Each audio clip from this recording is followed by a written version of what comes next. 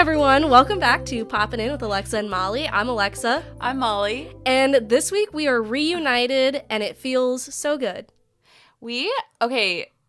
Alexa was saying today that we haven't done this in a while, and we actually did do this last week. But it was like a mini version. I feel like we on average see each other 3 times a week. We do, and so it was weird that we were away from each other for so long. Because you were on a work trip all week, you and friend of the pod Megan, and I was like, oh my god, what am I gonna do? I have no one, who am I gonna hang out with all week? And then it ended up raining all week. Everything got canceled, and then I got sick for the whole weekend. Your guys' weather was so shitty, and meanwhile it was yeah, you guys were sending me pictures where you're like, look at how nice it is here. I know, it's so and I'm warm sitting sunny. there being like, I wonder if that tree's gonna fall on our house.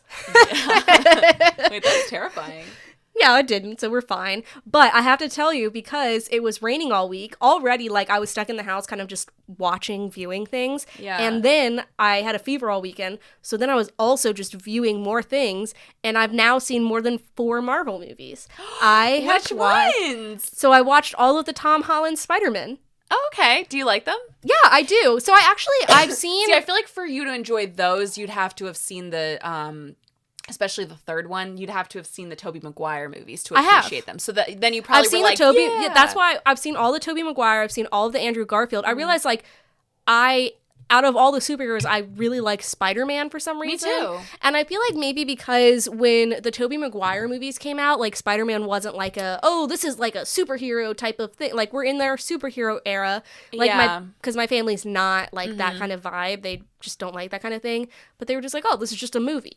I actually was never into the Tobey Maguire movies as a kid. I just didn't grow up with them. I was into them, but I will say, so who's your favorite Spider-Man? Tom Holland. Why? I'm curious. It's not an incorrect answer. I'm just curious. Yeah, I feel like people from my generation loved from our generation, loved Tobey Maguire. Mm-hmm. Matthew loves the Tobey Maguire movies, but I didn't really watch them, so I didn't care. But then the Andrew Garfield ones I did watch when they came out, but I don't think they're very good. Mm-hmm. So they're not my favorite, but then the Tom Holland ones I think are genuinely really good. I think he's a good Spider-Man. He's kind of almost the right age for it, and then even though he's actually not.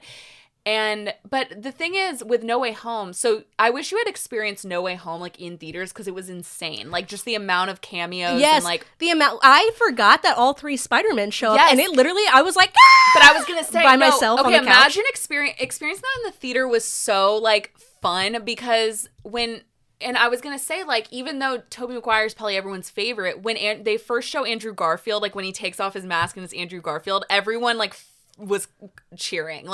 More than Tobey Maguire, because at that point, you kind of know Tobey Maguire is going to show up. Yeah. But, when it, is revealed that it's Andrew Garfield, everyone was just I just, love Andrew Garfield. I love, there's, a point where it's, Andrew Garfield and Tobey Maguire, talking. He's yeah, my back is sore, because they're older. Yeah. And he's it's from all the swinging off the buildings or whatever. And he, cracks his back for him. Yes.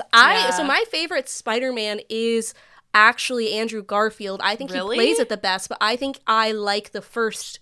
Actually, I really liked the Tom Holland Spider-Man movies, but I think, Tom Holland was, too sweet and innocent for me a little bit. Yeah, and I think, Andrew Garfield plays both of them. Tobey Maguire, I'll just be honest, is just not cute enough for me. Well, when I watch those movies, too, makes now... that, diarrhea face. Whenever they're, on in the office or whatever, he makes, really ridiculous faces, and also he's just, it's corny to me, when I see those movies. But I've never seen him in anything else. If you grew up with them... Yeah, if you grew up with them, I guess you, I don't know. But Tom Holland, though, I think plays him well. Andrew Garfield, I think, plays him well. I just don't think the movies are that good. They were fine, yeah. Yeah, they're fine. But then, the Tom Holland ones, I think, are genuinely good. And I also appreciate, because he was introduced in Civil War, Captain America Civil War. Yeah, because they talked about the blip.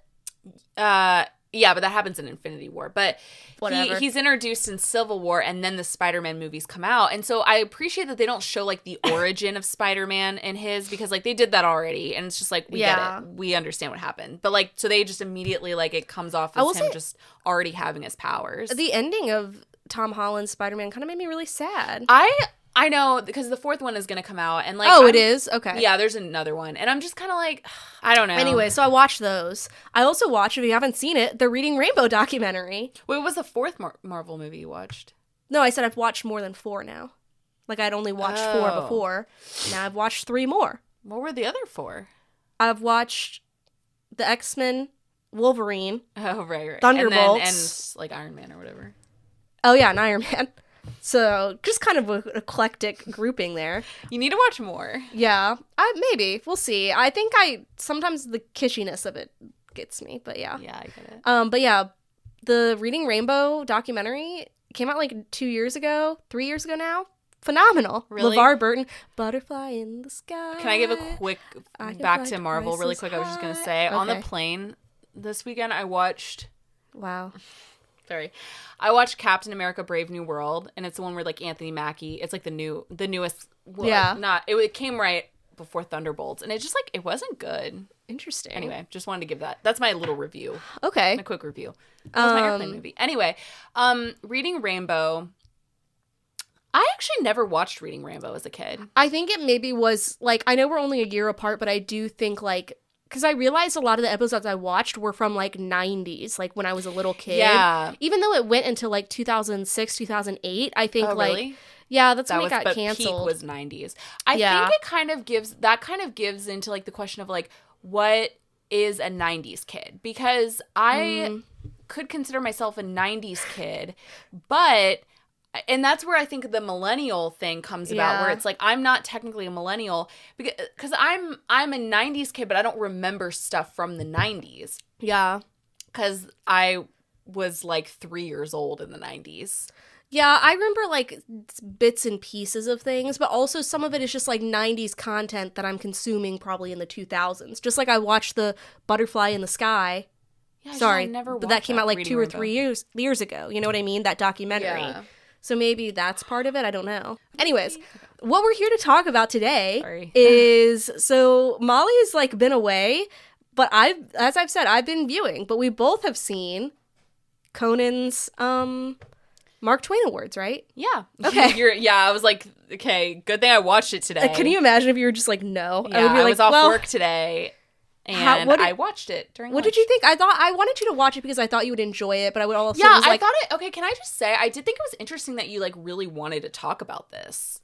I just really thought it would be like something where, sometimes I think it's hard for us to find something where it's like we're both going to watch this thing and like think about it. Yeah. And I was like, I think we're both going to enjoy this and think about it. I did enjoy it. I also think like, so I've always been a huge Conan fan. Like I think he's one of the funniest, I think he's the funniest talk show host. All of the talk show hosts. Mm-hmm. And his are the clips I see the most. Exactly. And I think he really did, and the thing about him, and they touched on this a lot, like with all the people that were like kind of honoring him, there was a bunch of comedians there. So he won, so just for further. Let's back up. Yeah. He won the Mark Twain Prize, the Kennedy Center Mark Twain Prize. For American humor. Yes. And so it was a special like of the show. Which he won in March, and that's when it happened, but they didn't put out the special until May. Yeah, it's on Netflix, and it's good. It's only an hour and a half, and it's like it was funny. Like all the like a bunch of comedians came out and like honored him.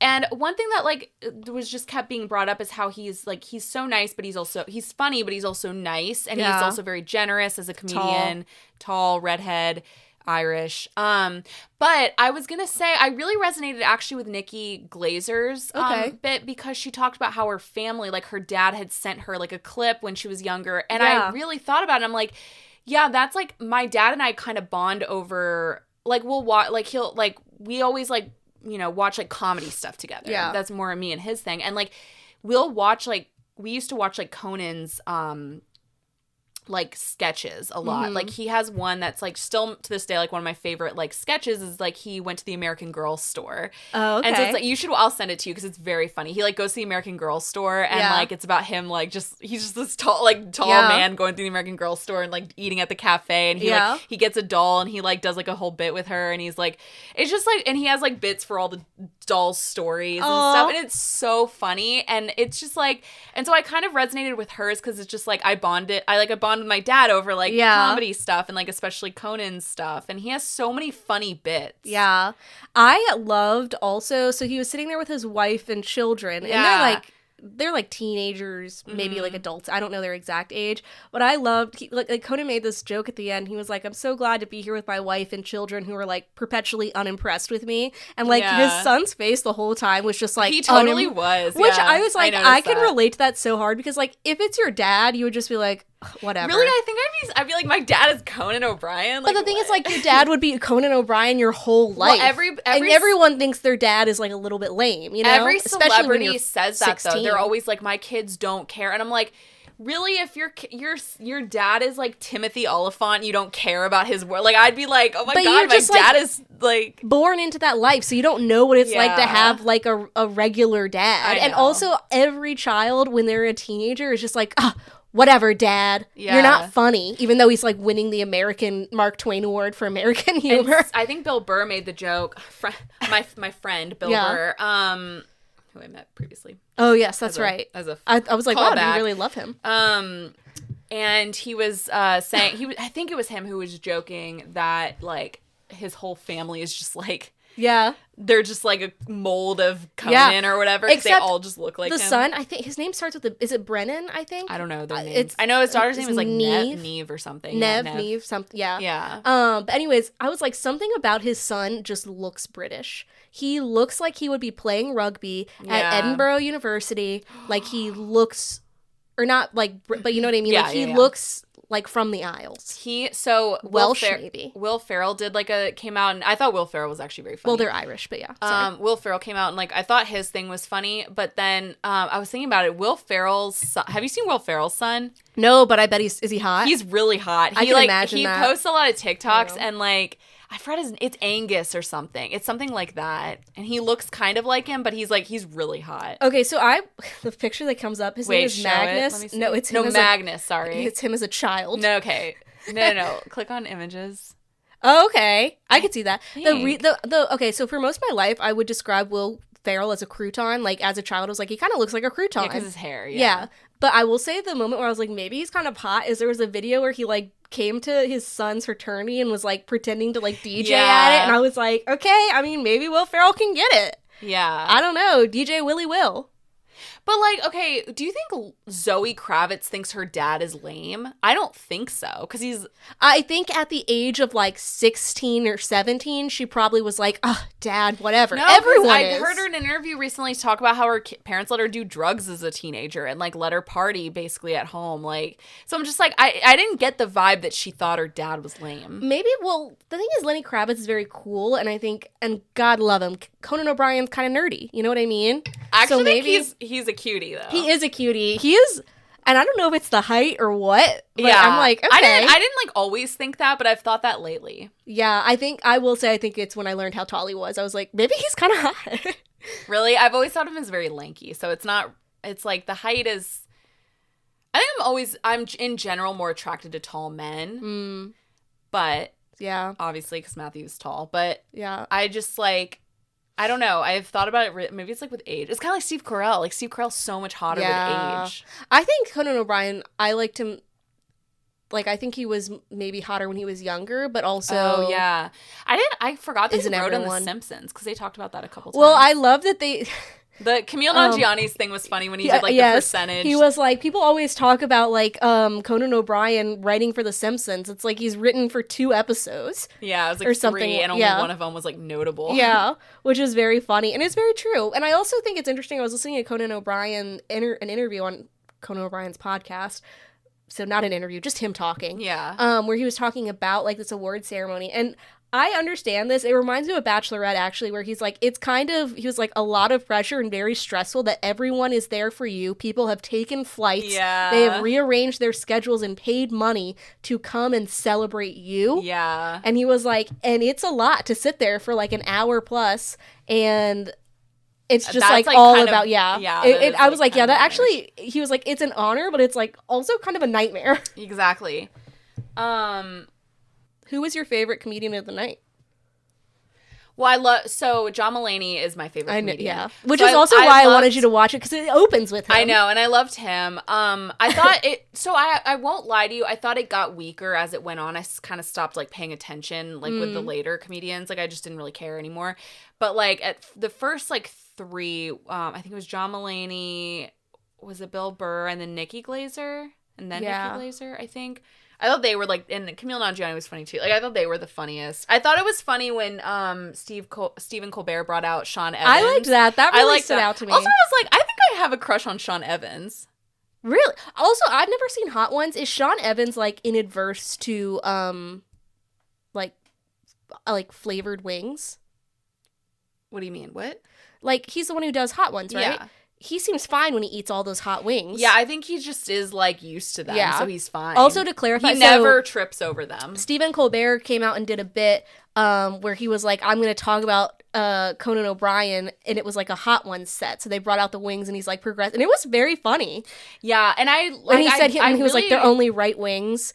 Which, they made a lot of jokes and a lot of points because the Kennedy Center is now, like, going to be run by Trump and his, like... A board who appointed him, and they want to restore it to a like literally they opened with this thing where it was like what's the talking dog's name, the bit that he does, Triumph. Yeah, and he was like the Kennedy Center is only going to uphold great American values and the humor that upholds American value or whatever, and then immediately came out with like masturbating bear, which was very funny. And they made, like, I think every comedian made at least one or two jabs at the administration, which was, I kind of appreciated. I was like, yeah. And they were like, if they even have this award next year, it's going to be like, right. Chris made this joke. He was like, it's going to be Tim Allen or something. I know. Or, like, Larry the Cable Guy. Yeah, or something. I don't know if something. he's Republican, but yeah, kind of gives Republican. It's going to be Joe Rogan. Yes. Yeah. Which I always forget that Joe Rogan is a comedian. Oh, is he? I was just making a joke. Yeah, he was a stand-up. Oh. Yeah. Interesting.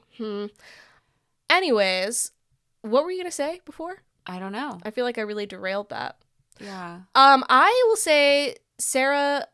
Silverman. That's when I kind of stopped listening. Yeah, Sarah Silverman, I actually did her joke where she was like, oh, like, the picture of Conan O'Brien's lips. I kind of was like, and then when it got to the end, I was like, okay, I can see why this is funny. I thought it was funny. I usually don't really like her. I think I genuinely stopped paying attention to that, so I didn't hear it. But, yeah, she's, like, she's just kind of annoying to me. Like, I think she's funny, but I don't really care about her. Like, I'm just kind of indifferent towards her. I do think, like, I was very appreciative that he, like, of all, like, you know, and I loved the previous people who came out and said, like Will Ferrell was like, yeah, when I won this award in 2010 or whatever. Yeah. And I was like, you know, Conan definitely did deserve to win this award. He definitely did. He also, I thought John Mulaney's thing about how being, like, a fan of his is, like, supporting, like, a rec center in a gentrified neighborhood. Like, yeah. Because you're, like, just constantly tying yourself to the Conan O'Brien tree. Like, I thought that was so funny because it's like, it's crazy how people, like, when you look back at it, like, Conan O'Brien's a millionaire, like, whatever. Like, he makes so much money. Yeah. But, like, all that stuff with Jay Leno really, like, made everybody feel sorry for him, which, like, it was a shitty thing that Jay Leno, like, definitely screwed him over. Like, it was just a shitty thing. But I'm also like, it's not that big of a deal. People have, like, worse issues. It's just funny that it keeps always being brought up as, like, he's some kind of, like, hero, like, underdog who overcame him. Like, he's Conan O'Brien. Like, he's fine.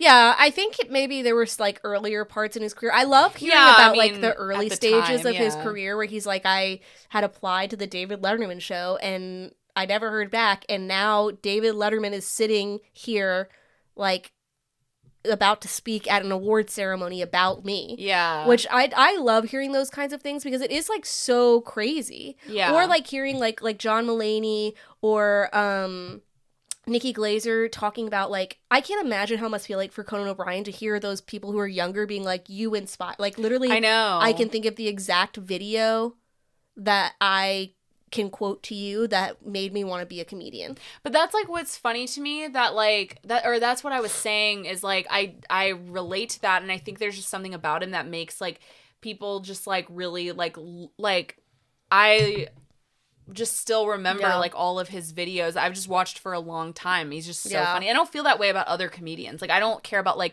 don't care about David Letterman like that. I don't think he's that funny.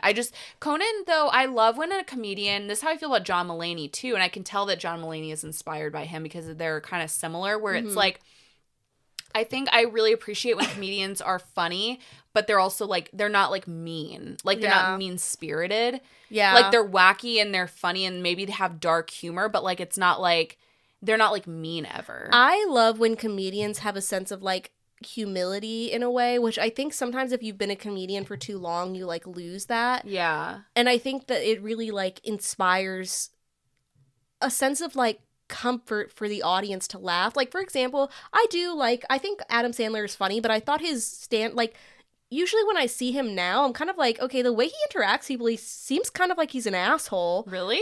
I don't know, like the things he always seems nice to me. I just don't think he's funny. Really? Yeah. I don't think he's that. I don't know. I've never thought he like was funny. he seems like he could be.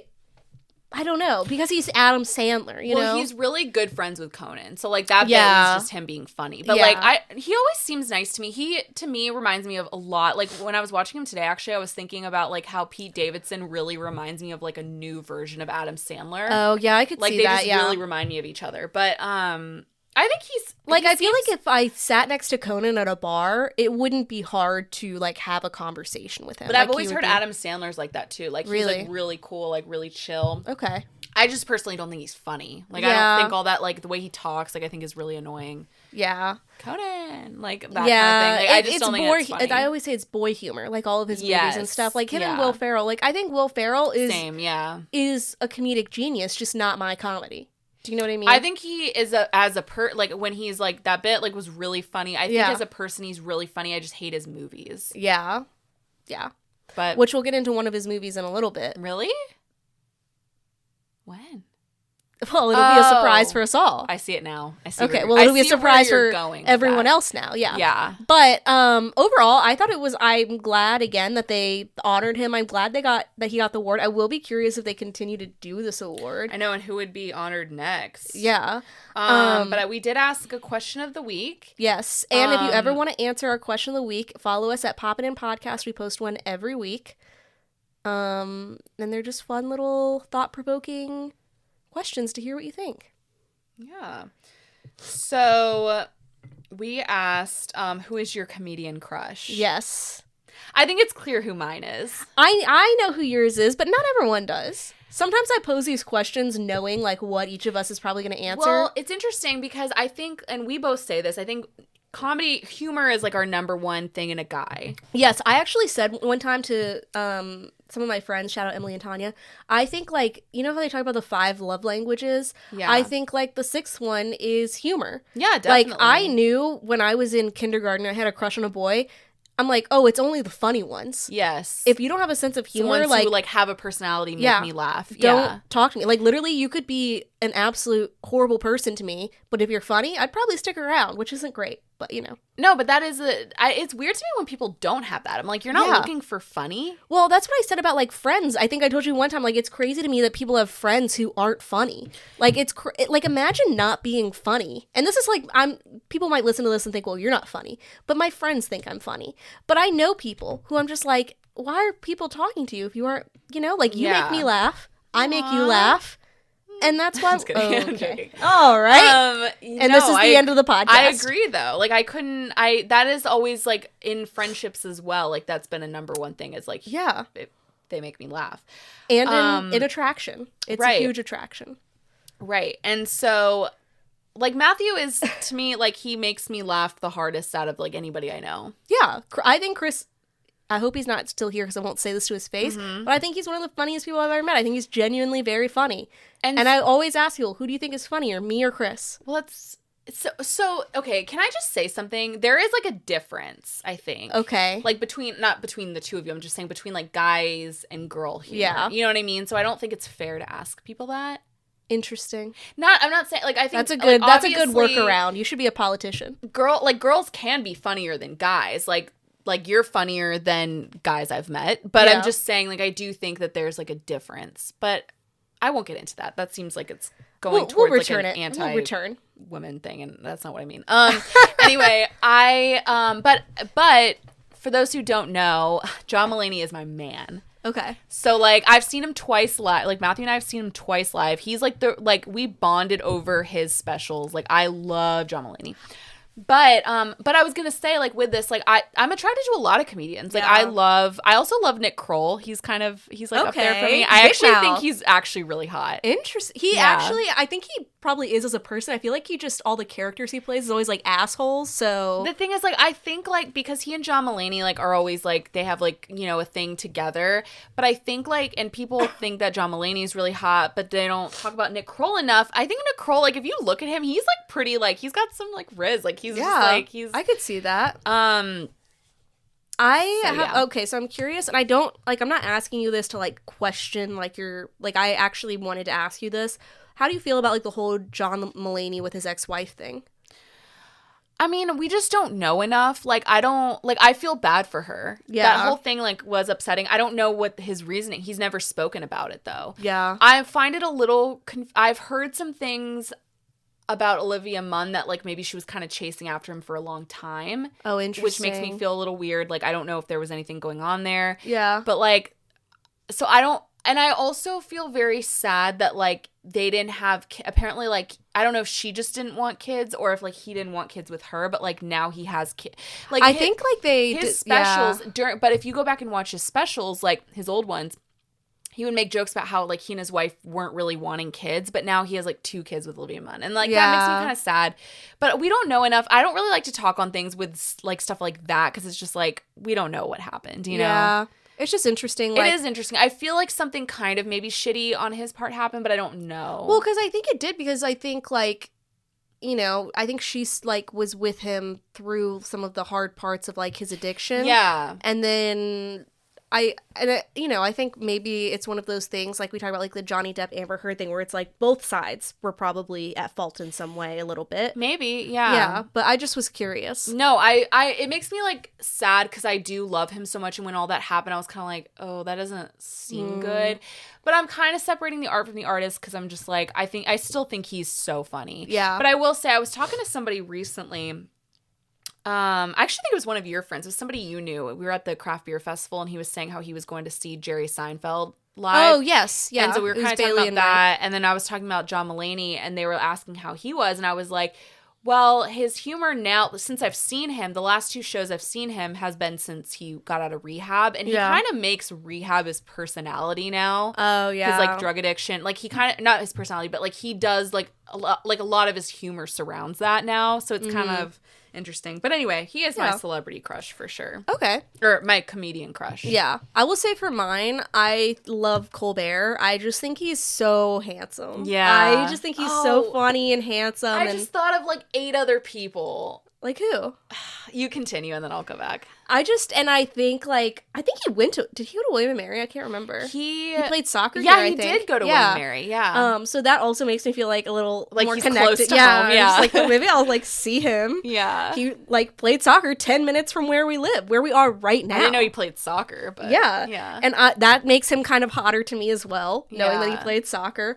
I just think he's, like, very handsome, and I think he also is one of those people, like, he seems like a genuinely nice guy.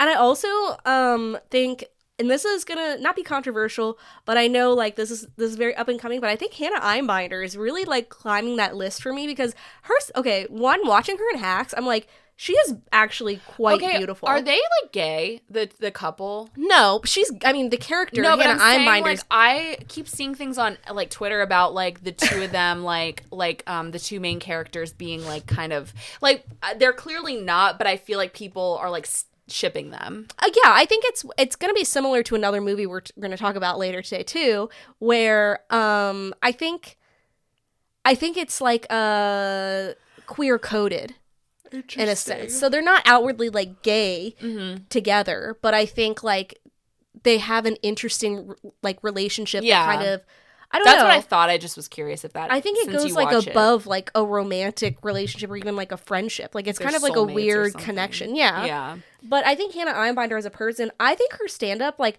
I know it's not for everyone, but it was kind of like a breath of fresh air in terms of stand-up. Like, it was a different take on stand-up. I just really loved it. And I just also think she's kind of hot. Yeah. I think she's very cool. I was going to say, I thought of like 8 more people because then when you said Colbert, I was like, oh, Seth Meyers too. I love Seth Meyers. Seth, and then I thought of Bill Hader, who I'm very attracted. I'm like, if it's like John Mulaney, then it's Bill Hader. Yeah. And then I also love Jason Sudeikis. So I'm like, damn, like all these people. Does Jason Sudeikis count as a comedian or a comedic actor? He was on SNL, so I would call him a comedian. Yeah, okay. But we did have some interesting responses. So Emily, I'm sure this won't surprise you, but she said Ali Wong. Okay, yeah, she loves Ali Wong, and I will watch the special. She's asked me multiple times. I need to watch it. Emily, I love you, but like I feel like I feel safe saying it here rather than to you straight to your face. But I did watch one special like a long time ago. Matthew and I watched. I think her special was called Tiger Mom or something. It was something like that. And it was the one where she's wearing like a leopard dress. She's pregnant. Yeah. I didn't think it was very funny. Like I didn't laugh, but I did try. I can just say honestly, because I know she's been telling us like to watch her, and so I can honestly say like I did watch her, but I didn't think it was funny. It wasn't for me. It wasn't for me. I love how you're like acting like I'm Emily. Yeah, I'm talking. I'm like practicing my words. Yeah. But yeah. So Emily said Ali Wong. She also said, and y'all know I love Jimmy Fallon. Oh yeah, she Very does. True. But it wasn't the only Jimmy Fallon answer we got because Kelsey said Jimmy Fallon. He's so corny, but I can't stop myself. He is a cutie. He's cute. Yeah. Yeah. And then Megan said, I don't know if he counts, but Colin Jost. Which yes, and that's why I was gonna say that too when you asked if Jason Sudeikis counts. It's the same. I feel like that's similar. Like yeah. Colin Jost. Did you see him by the way? So Megan and I actually watched it live Saturday night because we were together. When Scarlett Johansson hosted SNL. No. Colin Jost like came out at the end with flowers for her on the stage, and somebody was like, I saw somebody quoting, they're like, it's not fair that he's both funny, hot, he's dating Scarlett Johansson. Married to Scarlett Johansson, and he's like, his arms, his muscles were kind of insane. And he seems like he really loves her. But to be fair, like, she is Scarlett Johansson. I know, you know what I mean? But the thing is, everybody always acts like it's like, how did he pull Scarlett Johansson? It's like, have you seen him? Yeah. First of all, he's funny. Yeah. He's hot. He went to Harvard. Yeah. Like, he's a catch. Yeah. But people think, like, he's nerdy because he's, like, a comedian. Like, they want her to date some other, like, hot actor person. He did used to look kind of nerdy. Like, if you've ever seen him he's been on SNL for, like, years. Yeah. As a writer. But he's so hot now. Yeah. I also have a theory. I think he might be leaving SNL. Like, I think that might have been his last episode. Oh, really? Yeah, because that was the finale of the season. And what makes you think that? Well, people were... First of all, the fact that Scarlett Johansson hosted...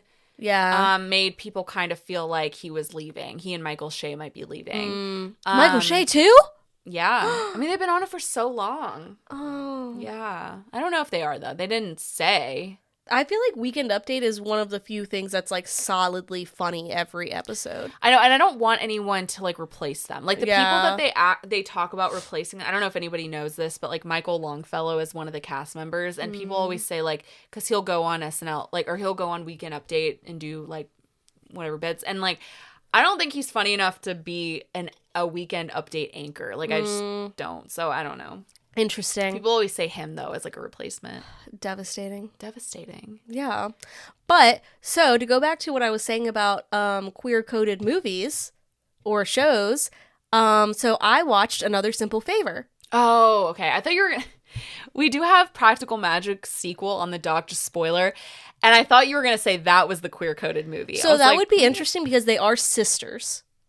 I didn't know. However, but they're two women, so incest does make an appearance in Another Simple Favor. Interesting. So, if you don't know, Another Simple Favor I'm surprised you watched this. So, I watched the first one. Okay, here's the thing. So, it's a sequel to A Simple Favor. It stars Anna Kendrick and Blake Lively, where Blake Lively is kind of this, like, mysterious blonde woman who, like, has a past. And Anna Kendrick's character is, like, a mommy blogger who, like, bakes and, like, solves crimes, kind of. And in the first movie, I watched it, like, 7 years ago when it first came out. It basically is like they become friends because they both, like, their kids go to the same school, and then obviously, like, Anna Kendrick gets, like, wrapped up in whatever, like, Blake Lively's character is doing at the time, and they find out that she, like, has actually murdered her twin sister Hope or something when they were children or something like that. It doesn't really matter. You actually don't really need that much context for the second movie. So then I was actually surprised when I heard they were making a sequel to this, because I remember, like, it felt like one of those movies that my mom and I randomly watched where we were just like, oh, we love Anna Kendrick. We'll just watch this. And it was fine.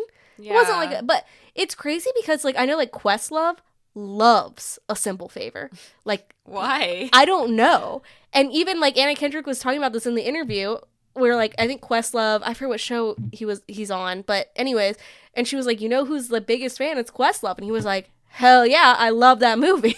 And he was, like, at the red carpet premiere for this movie. Okay. I don't know. Did you do music or something for the I don't soundtrack? think so. Oh. But I think, like, for some reason it has a weird, like, cult following where people really love it. And the thing is, it is funny. It's like, the first movie played into more of, like, I think they didn't know whether it was going to, like, play more as, like, film noir or, like, comedy. Whereas this one, like, it very much is, like, they knew it was, like, a action-adventure comedy. So basically what happens is, at the end of the last movie, Blake Lively's character goes to jail. And then at the beginning of this movie, Anna Kendrick's character has written a book about Blake Lively's character and all the, like, true crime stuff that they went through. Blake Lively gets out of jail and is getting married to an Italian mobster, comes to a book signing and tells Anna Kendrick's character, you're going to be my maid of honor. Come to Capri with me. And so they go to, like, this it's honestly, I will say, what made Anna Kendrick's performance and the setting of Capri really made the movie, like, worth watching. Like, it was, and gotta just put a good backdrop there, like, Sisterhood really, of the Traveling Pants 2. Yes, exactly. Or, Grease. like, it reminded me a lot of, like, I think about it sometimes, like, Ripley I really loved, but I'm like, did I love it because of the setting? It couldn't have been the setting, though, when you think about Ripley, because it was all in black and white, so you didn't even get to really enjoy. But that made it even more beautiful, I think. I don't think it made it more beautiful. Have you seen the movie? Have you seen... Mm-mm. Oh, see, if you watched the movie, not that we're talking about this at all, but if you watch the movie, like, the movie is known for how colorful and beautiful it is because it takes place in Italy. And so it's, like, beautiful. And so what was interesting about Ripley was it was black and white. It was very, like, bleak. Yeah. And so, like, to me, it was not about the setting. Yeah. Well, so... Okay, this is spoilers for the movie, but honestly, it's not, it definitely felt like a straight to streaming sequel. Like, it was definitely, the plot was kind of wild. So basically, the person that Blake Lively is marrying, he's like this Italian mobster, and he gets killed by Blake Lively's, get this, triplet. So in the first movie, she had killed her twin, and in the second movie, her triplet comes back into play, but people think that, like, they can't figure, because they don't know that this triplet is alive. Like, poker face. Yes, they don't. Okay, so I was thinking about it, the amount of twin content I have consumed in the past few months. Sinners, Mickey 17. Okay, yes, actually, Mickey 17, I forgot about that. You had a whole thing with Anna Camp where they were twins, and it's all the same actor. Oh, right, yeah. This movie, and then Poker Face with Cynthia Erivo playing, what, 5 or 6 characters? Yeah. And I was like, what is with this current cultural obsession? Do we just not want to pay multiple actors or something? I think because it can play into, like, the mystery aspect of, like, oh, not for all of them, not like Sinners or whatever, but, like, for Poker Face and then this movie, it's like, oh, people can pretend to be somebody else. Like, I'm over it. I saw Tia Tamara. I'm good. You know, I saw Sister. Yeah, like, we're fine. It's crazy that there were 2 twin actually 3 when you think about it. We didn't watch this. I know you didn't, but we didn't watch this. They had, like, it was Dove Cameron. She played on a show called Liv and Maddie where they were twins, I think, on Disney Channel.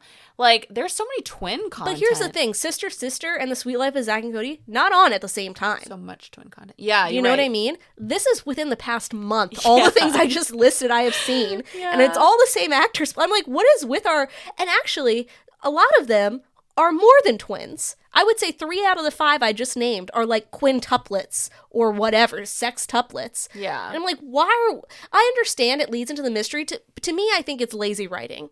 To be like, suddenly it's the same person. Yeah. But it's not. But what takes this to an even crazier place is, so the twin has been raised by Blake Lively's character's aunt, who's played by Allison Janney.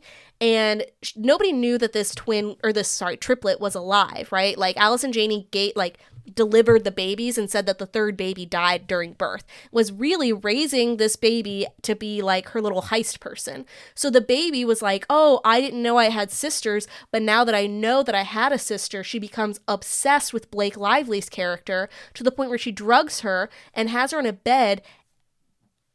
I should give a trigger warning, but she's like obsessed with her. She's like, we are going to be one. I'm going to make you feel good. You're going to make me feel good. And we're going to make each other feel good forever. And basically is molested by her triplet. Molly, this movie is so crazy. Wait, that doesn't even seem like on brand for like this movie. Like that doesn't seem like that. The thing is there is like a weird incest joke in the first movie where Anna Kendrick's like, yeah, I think I maybe slept with my half brother, ha ha ha, but I don't know, or something like that, which they make a joke about in here. But this takes it to another level where I'm like, why are you? And what's weird about it is because again, they're identical twins, so it's just Blake Lively molesting herself. You know what I mean? Where I'm just like, what? However, I will say, I think Blake Lively's outfits in this movie were phenomenal. Okay, good. But I do think it's interesting. They did remind me about like this ends with us. It ends with us. Sorry. I get that confused with This Is Us all the time. Anyways. But where they are like over the top, like kind of mismatched. But for her character, did you ever watch Killing Eve? Mm-mm. She reminds me of Jodie Comer's character, who's a sociopath, like assassin, and she dresses phenomenal, amazing. And I think like Blake Lively's character is kind of like that too, where it's very over the top, where she comes out to go shopping like in Capri downtown, and she's wearing this hat that is like the size of the Titanic. But it works. Like she's able to pull it off. She picked out her clothes and borrowed them from her girlfriend Gigi. Like some of them are where I'm like, who would ever wear that ever? But it works for this character, whereas it didn't work in It Ends With Us, you know? Yeah. Like it just didn't make sense. But I do think like Anna Kendrick, I really love her. I always want to read her biography. It's called Scrappy Little Nobody. And I don't know why my mom sent it to me. If my mom ever listens to this, love you, but like she doesn't read, so it was random that she sent me this book, and this is how much she likes Anna Kendrick. She was like, I think you would relate to Anna Kendrick a lot. I heard about this book, and I think you would like it. And I've been meaning to read it for like 7 years. But it's just like, it's so weird that people love these movies.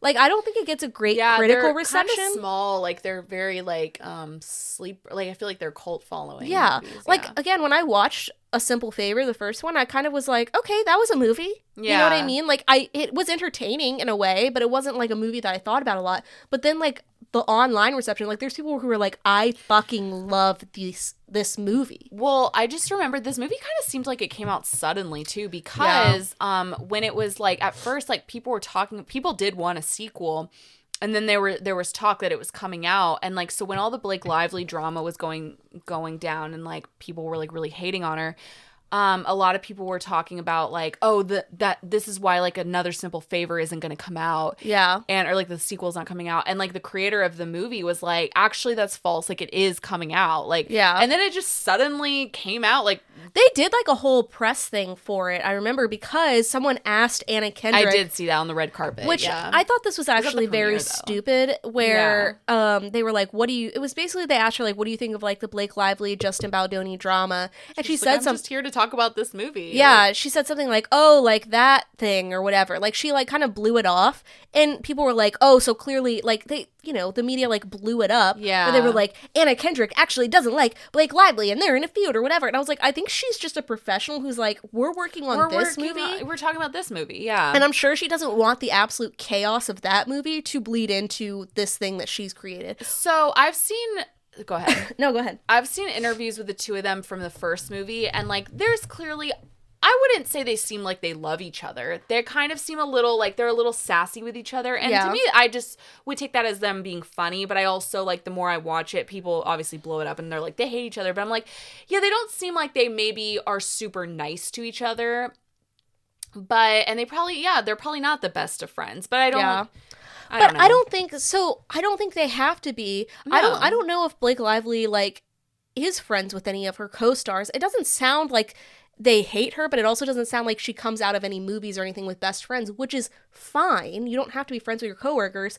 But I just think like in this movie, like Blake Lively as an actress really is the same in every movie. Yeah. This one, she's maybe like a little bit more biting. But like when she was trying to act as like the crazy third molester triplet, I was like, this is really falling flat for me. Like, you're not good at acting crazy. However, Anna Kendrick and everything she is in sparkles. I love her. I think about that like when we watch Twilight. Because I'm just like, you know, she really stood out in this movie. Like, she didn't have to give that character as much, like, I'm not going to say depth, but as much, like, personality as she did. But I feel like that character, if you read the book, like, Jessica or whatever, like, was not, like, that... Like, she just gave her so much, like, more than probably was even necessary. But Blake Lively, have you ever seen the movie The Town? Yes. I remember even as a kid, because I love that where she had to act as a drug addict. Oh, my gosh. It's like it is some of the worst acting. Yes. It is like watching a high school play. She only knows how to be Serena Vanderwoods. And I swear to God, even in this movie, I was like, oh, this is adult Serena. And so there's like a scene with her and John Hamm. And it's like, you feel so bad for John Hamm when you're watching it. Because you're like, he must have been laughing like on the inside, like trying to act with this. Because like, she was just like, they try to make her look like a drug. She's like mascara running. And she's just like, she's doing this horrible, horrible Boston accent where she's like, I don't even know. I can't even say a line. I don't know. But it's she's just like park the car. She's just like, I'm Blake like when I was a drug addict. Like, it's so bad. It's so bad. And her, like, the thing is, I'm like, you look too... This, actually, I'm not going to say what I'm going to say.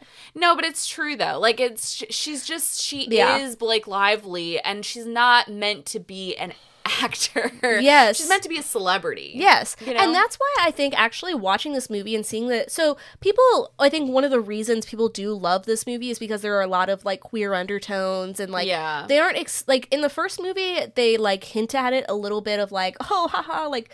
Are you obsessed with me or do you love me? Like, the whole thing with Anna Kendrick looking at Blake Lively's character is she's like, am I obsessed with her or do I want to, like, be with her? Do I want to be her? Do I want to be with her? Type of thing. And they really, like, play into that a lot more in this film.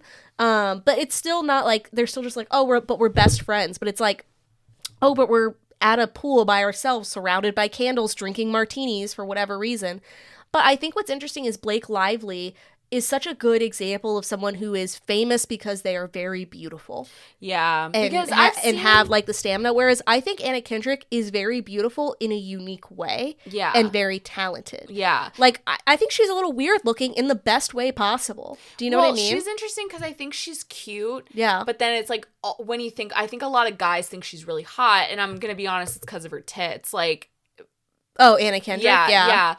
Because, I mean, seriously, that's what it is. But, like, otherwise, I would just be like, oh, she's cute. Yeah. So I think she has that, like, interesting thing. And that probably sounds bad, but I think it's true. Like, but I think, like... She is, like, really, really... Like, she's kind of, to me, like, just, like, cute, pretty. But I think also she could be seen as hot, you know? Yeah. But I'm not trying to, like, whatever. But I was just going to say, like, with Blake Lively is I think...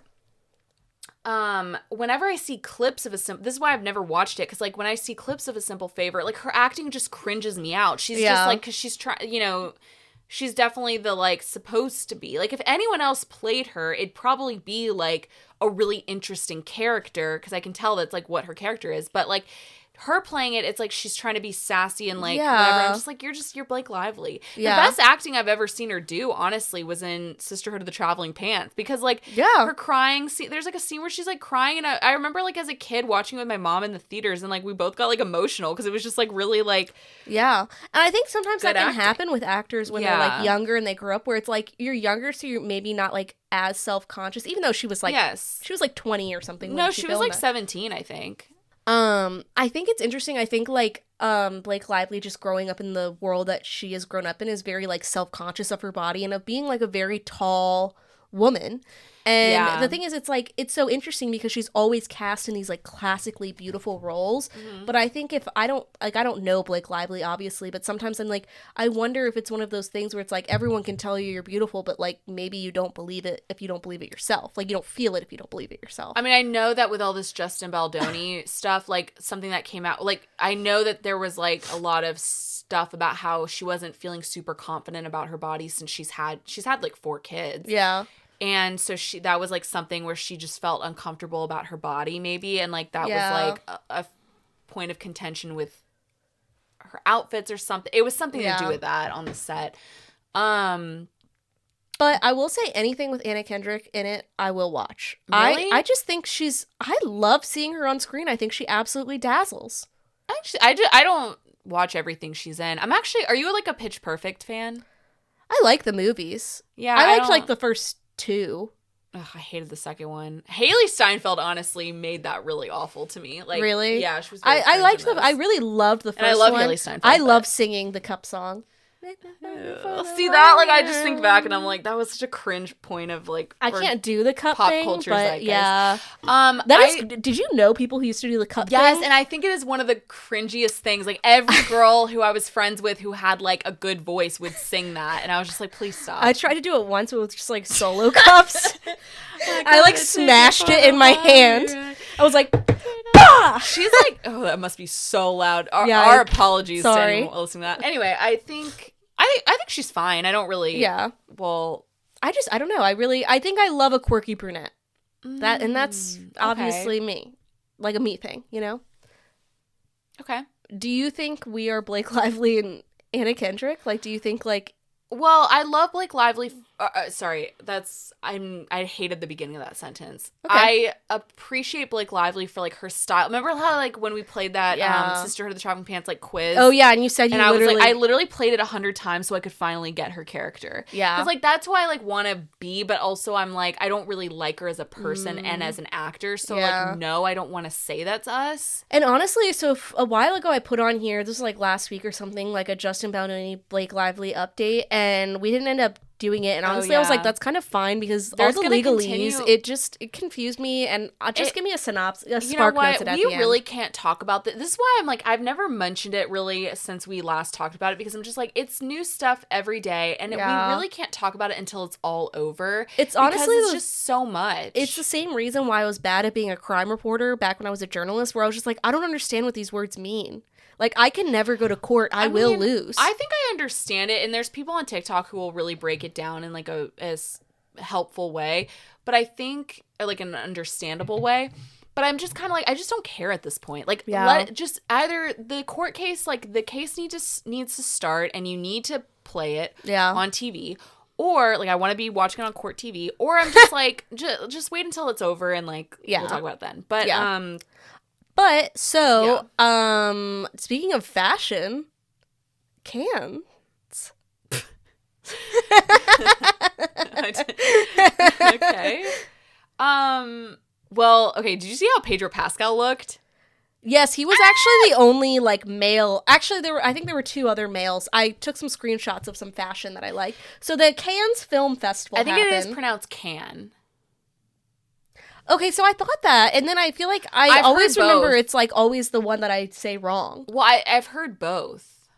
So it happened. It's right now. It's happening right now. Yeah, it's currently happening. Present.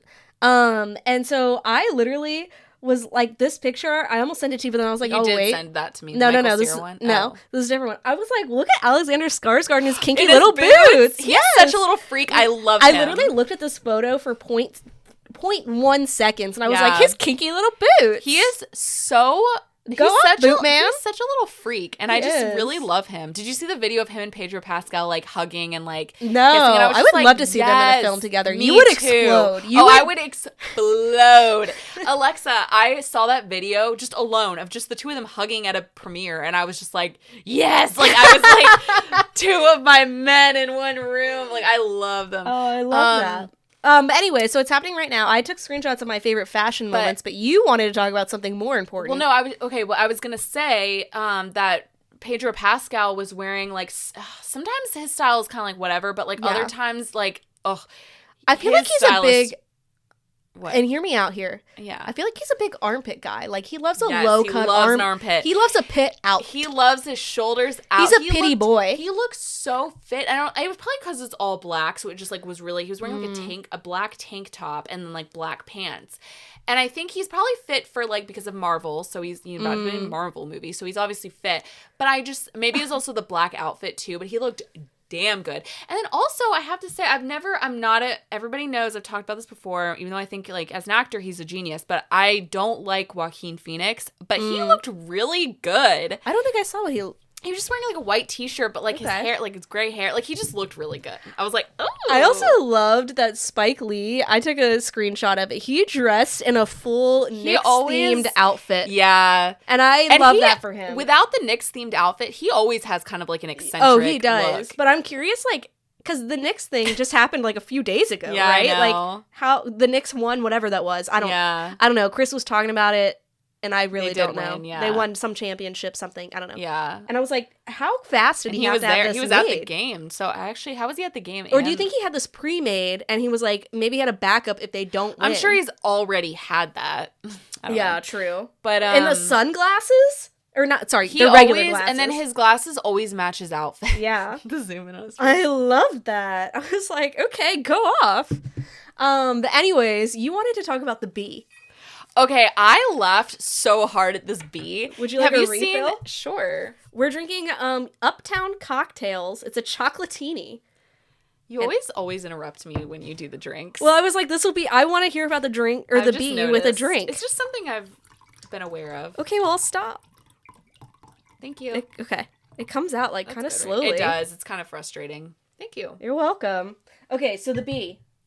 The bee. Bzz. Bzz. So this is also Alexa's pouring my chocolatini drink. I don't know if we actually said that.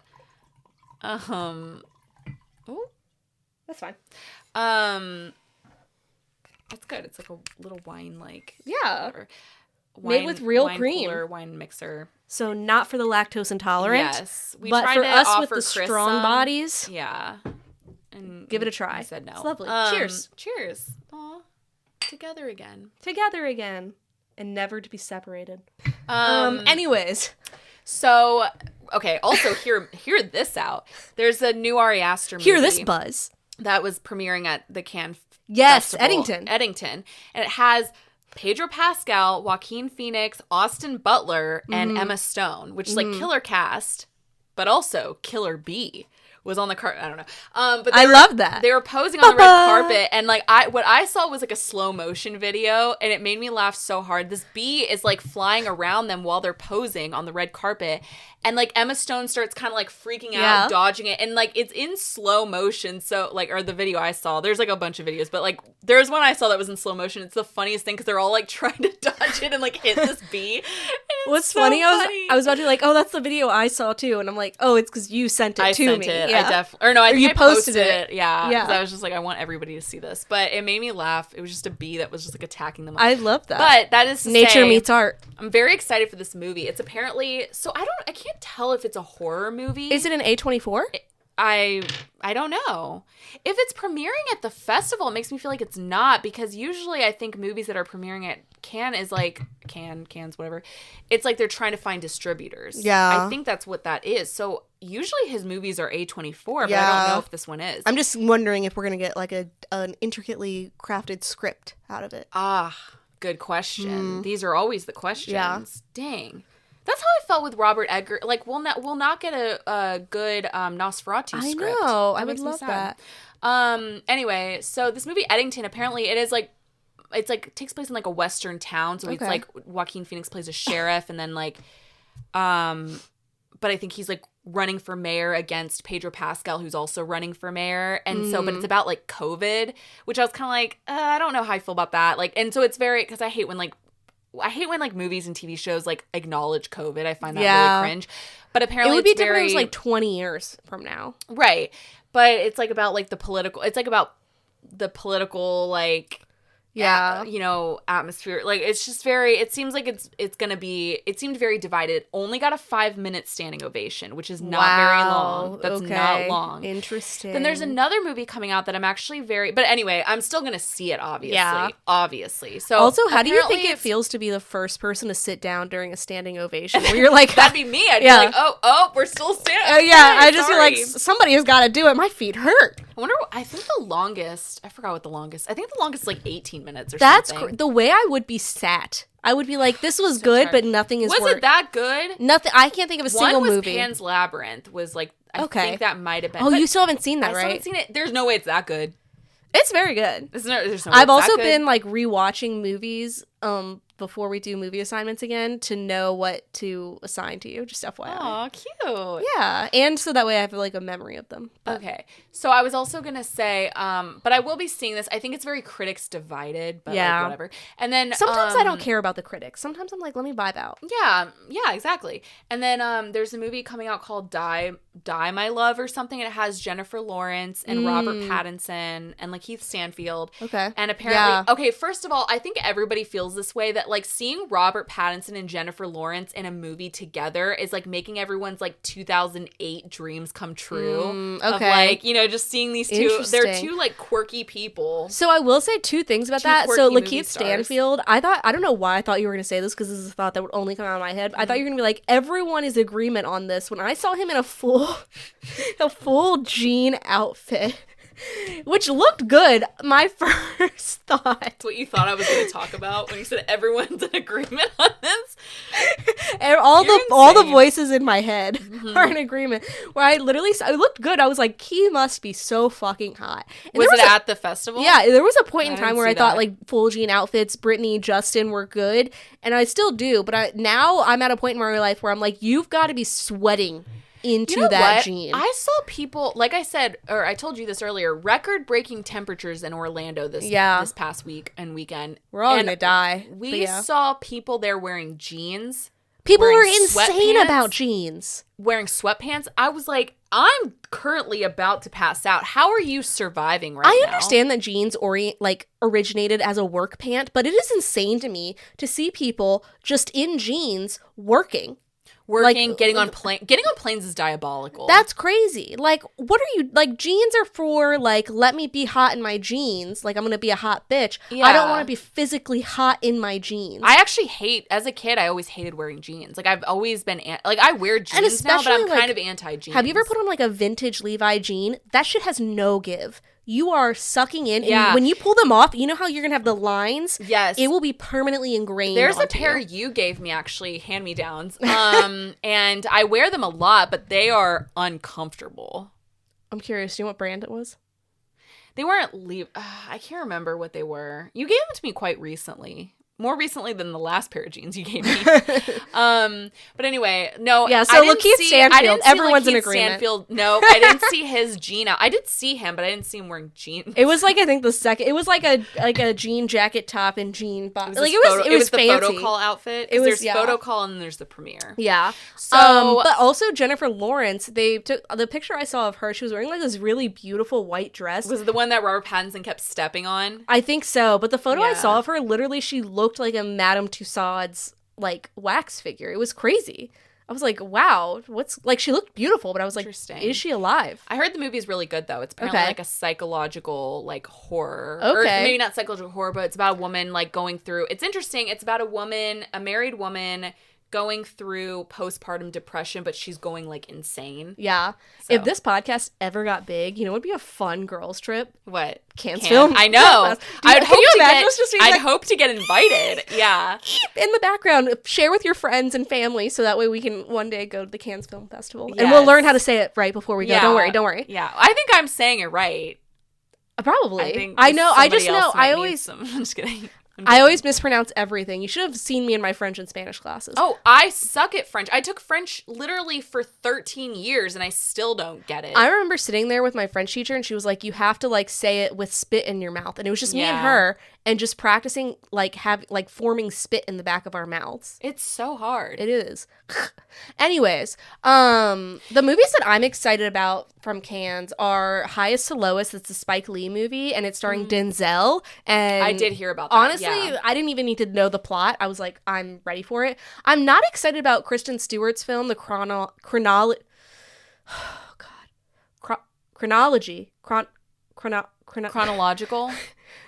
Chronology of Water. Yeah. Okay. I think I had a stroke. That was crazy. That's what it's called? Yeah. And I forget what it's about. And the reason I forget what it's about is because I literally got like halfway through the plot and I was like, this sounds so boring. I don't care. It's like about something about swimmers or something. I don't know. I was Weird like, that Kristen Stewart and Robert Pattinson are both in. Cannes movies. She's directing. This is her first director. Oh, cool. Apparently role. Harris Dickinson directed a movie, and that got like a really big standing ovation. Yeah, I was so proud of him. But I always think whenever I see Kristen Stewart and Robert Pattinson doing anything at the same time, I can't help but be like, look at the two of them doing something. I'm like, they haven't been together or related to each other. She doesn't even like men anymore. Years, but I still am like, oh, they were both at Cannes. He has like a full baby. Yeah, he has a full baby. But my thing is, I'm always like, has she ever seen his baby? Like, oh my gosh, that must be so awkward for her. That's interesting. So does not matter, but yeah. I'm also really excited for Nouvelle Vogue. I'm saying this so wrong. Again, it's French. It's in the style of Jean-Luc Godard, who's like a 1960s new wave French filmmaker, and I love his films. I'm really excited. What other films has he done? So he's done Breathless. He's done Pierre Le Fou. He's also done La Chinoise. Have you seen these? Yes. I've seen them with subtitles on, so like don't take my, but he's very like new wave 1960s like French filmmaking, which I think it's like him and Foucault are like very prominent. And I'm excited to see like what the film is going to be like. Like I don't know. I just think it's going to be a vibey film, and I'm here for it. And also I put Eddington down. So I'm excited for Wes Anderson's new movie. It's called The Phoenix. Oh, Michael Cera's in it. Yes. So, which you sent me. But I think it's funny because which I've actually whenever I see Wes Anderson, I'm always surprised by him. Like he never looks or talks how I think he would look or talk. What does he look like? He's kind of interesting. He has like long hair, sort of. Okay. He's really skinny. But I would think he would be like a French director or something. But he's just like so American. And it always throws me off. Wonder where he's from. Well, he's related to is he related? Or no? Is he related to... Oh my god, he's from Texas. Well, I think yes. That's okay. He's not related to like the jar. So Jason Schwartzman, who he works closely with a lot, is related to the Coppolas. Oh, okay. But anyway, I get that confused. So and Nicolas Cage. Nicolas Coppola. Yes. Little Nicky Cage. So have you ever seen? I have to show. Okay, for anyone listening, you guys have to watch. I don't know. I should pull up their names. I'm sorry, but there's these two. Like this guy and girl on TikTok who do like vocal. It's like something you'd see in the movie Theater Camp, which they do these like vocal warm ups, and they'll do like Nepo Baby vocal warm ups. So they did one about like the Skarsgårds. They did one about they just did one with like Bill Pullman and Lewis Pullman, and then they did one about the whole like Coppola family. Yeah, and they'll be like. It's so funny. They're like, Sofia Coppola. Like, and it's like so corny, but they go through like, they explain like how everyone's related. And it's like one of my favorite things. I'll find their names. That, yeah. It's so funny.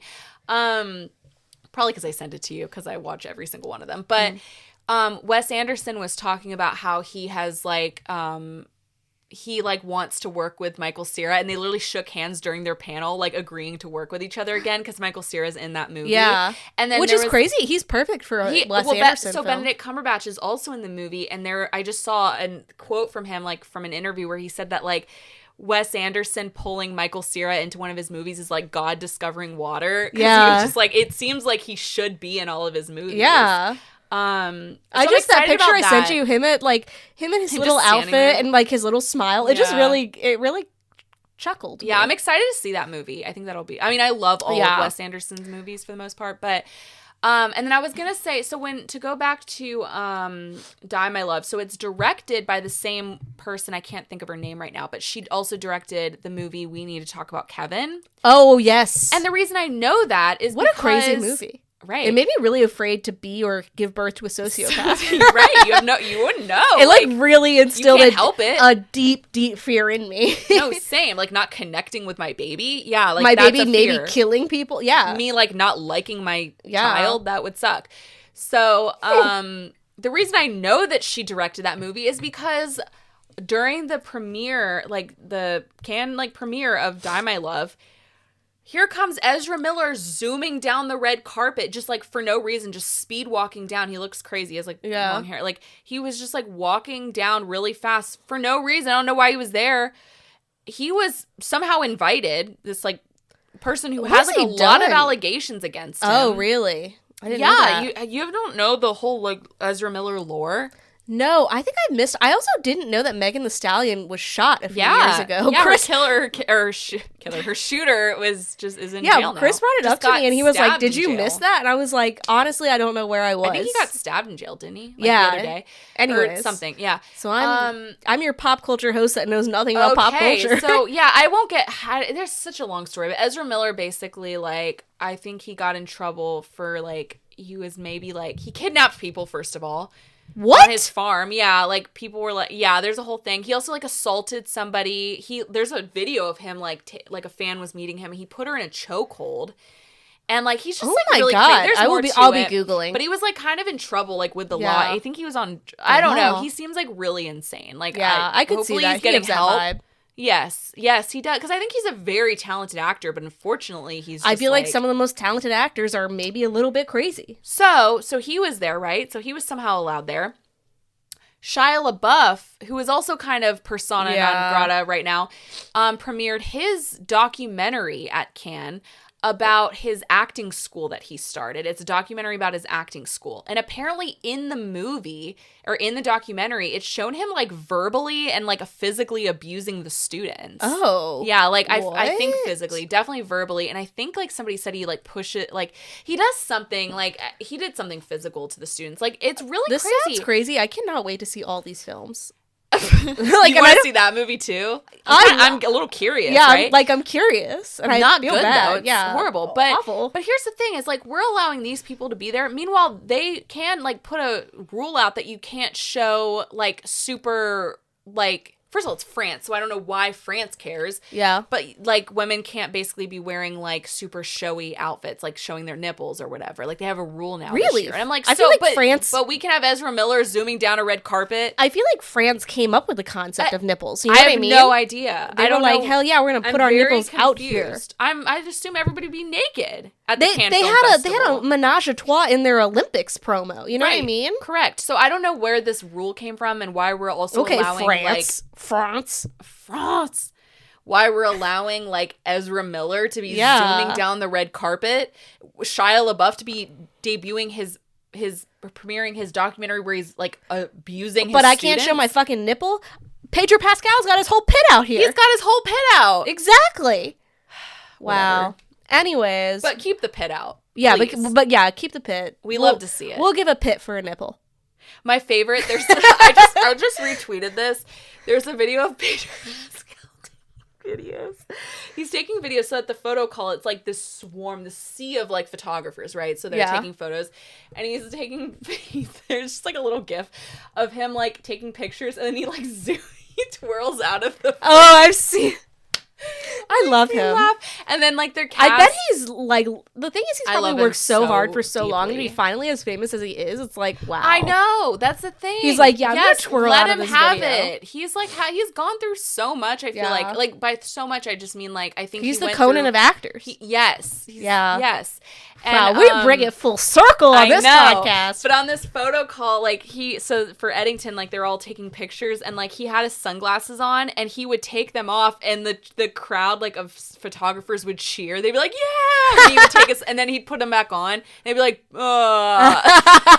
it's so funny. I bet that'd be so fun. Honestly, I love Cannes season. I honestly would rather go to Cannes than like funny than like the Met or the Oscars, because I feel like the pressure is there, but like Cannes is like fun. It seems like the pressure is on there too, though. Yeah, but it's like a little bit like a little weird, like, but also like you're in France, you know? Yeah, but like this, but so like they're just different, but it's so funny. Wait, so what was I was looking up some of the fashion. Do you have any favorites besides Pedro and his armpit? Oh, I did give my favorites. I said Joaquin's white t-shirt. Oh, I thought Emma Stone. I loved this. She did. She and honestly, her dodging the bee really showed off this dress and her like neck. Yes, but I don't like her hair right now.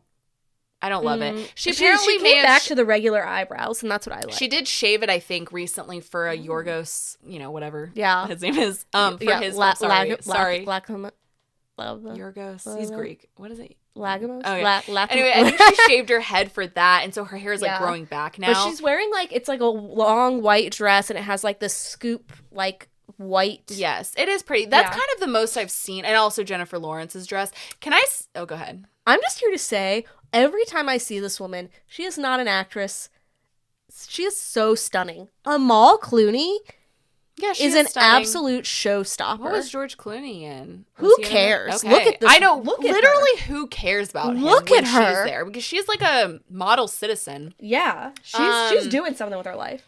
I was going to say, I really appreciate that Emma Stone, who is a movie star, is willing to be in these like weird ass movies because she's in all of What's-His-Face's movies. Yeah.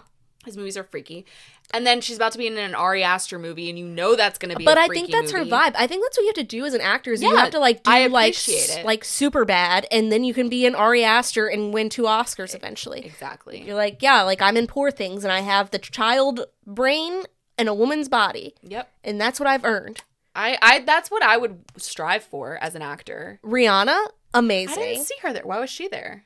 Just for the vibes? I don't know. Her and A$AP Rocky were there. She's obviously pregnant, as we know. She was wearing this beautiful, like, she wears her pregnancy belly as... That looks really good. I didn't see that. As an accessory, and she looks amazing. I will say, I think my favorite was Dakota Johnson in this pink, it's like a pink, like, drapey gown.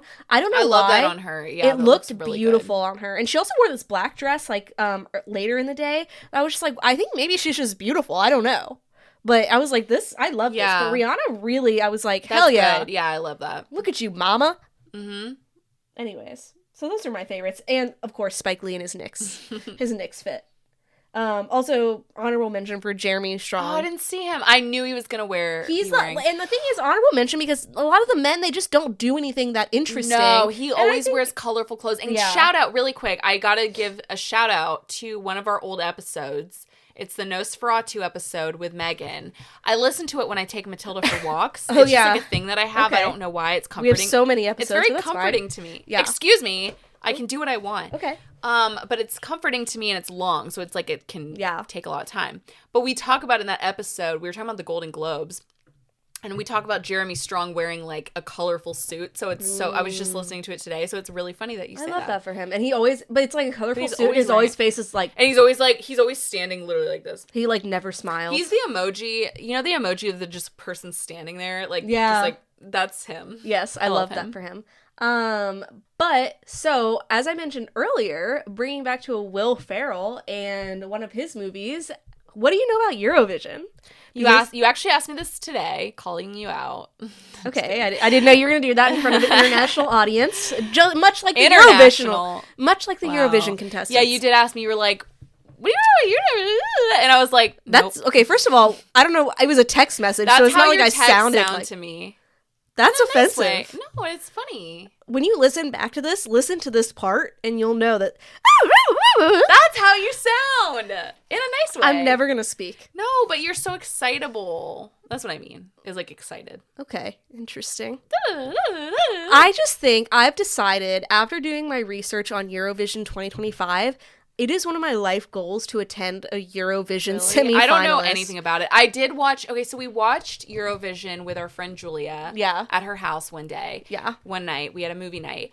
And it was kind of like, because it's like a Will Ferrell movie. I don't really care about Will Ferrell movies. But I actually loved it. I listened to the soundtrack still. The song that Rachel McAdams sings... quote unquote sings, it's not really her. It's not her. At the end I listen to it all the time. It's such a beautiful song. The song that Dan Stevens sings, Lion of Love, quote unquote sings because he's not singing it. Yeah. Lion of Love is literally, it made my 2024 like Spotify Wrapped. That's the thing about Eurovision is I feel like there's a lot of popular songs. Like I saw a list earlier, don't ask me the names of them, I don't remember, that like come out of Eurovision that we don't even realize. Okay, Molly's vibing and dancing. But ABBA comes from Eurovision. Yeah, ABBA, Waterloo. Which makes so much sense. They are so Eurovision. But I didn't even know that until like last year. They're so Eurovision. Yeah. And if you watch, that's why I was like, I want you to watch some of the performances because I do think you would like get either like a chuckle or you just be like, enjoy it a little bit because they are so over the top. Yeah. European, like ABBA coded, glitter, glam, like, and the thing is the crowd is lit. They're having such an amazing time. And I love watching the TikToks of explaining Eurovision to Americans. Doesn't Hannah Waddingham host them? Or she did at one point. Probably. I don't know. I actually didn't look up anything on the host. But, so the winner this year was JJ, also known as Johannes Pitch. I can't say it right, but he's from Austria. He's a 24-year-old Filipino-Austrian, and he won with 436 points. And so I believe the way the like voting works at the end is like they basically almost do like an American Idol type voting where it's like you get to vote in, but then they also have like a jury of voters. Yeah. But you can't vote if you're on the jury. Let's say you're from Austria, you can't vote for Austria. So then they like total those two together. So he won by 436 points. He was just 1 point ahead of Estonian Tommy Cash, who had it was a controversial song because the song is Espresso Macchiato. It's like an Italian song. He's Estonian. And it is, if you watch him dance in it's actually vibey. It's like really ranking the charts in Italy. Like, I'm like, okay, let's go, Tommy Cash. It's very vibey, but there was a lot of controversy because people thought it was really between him and the Israeli delegate, Yuval Raphael, who I will say her performance was pretty outstanding. If you listen to her like final performance, it's like pretty moving, but she only received 357 points. That's the combined jury and public votes. And so the reason it's controversial is because I think it started last year. They banned Russia from Eurovision, similarly to how they banned the Olympics. Mm-hmm. However, they did not ban Israel for the same reason. Like, they banned Russia for invading Ukraine. They did not ban Israel. And so there were like multiple like protesters, and like there was during one of her performance, like 2 people tried to go on stage and throw paint like at the crowd, and luckily security caught them and like pulled them away. But it's just kind of interesting to see like when you have, it's like the Olympics, like when you have these like intro European like political aspects come in, but it's like it's Eurovision. So I have a question. Yeah. Do you think, because I do think Eurovision is a very niche thing for Americans. Like, I don't think everybody, like the way that we all watch the Olympics, people don't all watch Eurovision. But do you think that that's just America? Like, do you think in other countries, like, people get more excited for it? I think so. Why do you think, like, in America, it's just, because I'll be honest, like, you know, I don't ever care about Eurovision. I don't think about it. Probably because we don't compete in it. Oh, that's true. Yeah. Yeah. Which so. Eurovision is funny because it's like, it's Eurovision and it's like, you know, kind of a big picture. That did just answer but the it's question. Also like Europe et al. And like Australia is in it for some reason. Yeah. And But Australia, I think maybe because of the colonization gives European vibes. I don't know. What do you think makes, like, some people like it, but then it's not huge everywhere? I think once you get into it, like, honestly, once I started, like, learning about it and watching the videos, I think it makes you, like, really invested. But I do think in Europe, it is huge. Okay. Because it's literally, like, American Idol and the Olympics like, combined. You know what I mean? Right. It's, like, a pretty insane thing. And, again, the vibe in the crowd is wild. Yeah. And it also is kind of like outstanding the way like, because, you know, I think they actually did it pretty well in the Eurovision movie where it's like, okay, yeah, like I'm a performer. I've been picked for, let's say, Sweden or whatever. And I come in, I have this song, and then I work with a creative director and I'm going to make a whole performance out of it. And the performances are like out of this world amazing. Yeah. And you have to like keep doing it. I remember in the movie there's like they're supposed to fly or something. Yes. And they like fall, like it's like a whole production. It's kind of crazy. So you have to like a lot of, especially like these bigger countries, like for example the UK, I think it's called like Remember Monday is the name of it. They are theater trained professionals. They like, I think, which you sometimes have to have because you get thrown into these huge performances. You need to know how to handle yourself on a stage. But they actually got 0 public votes, which was like a huge thing.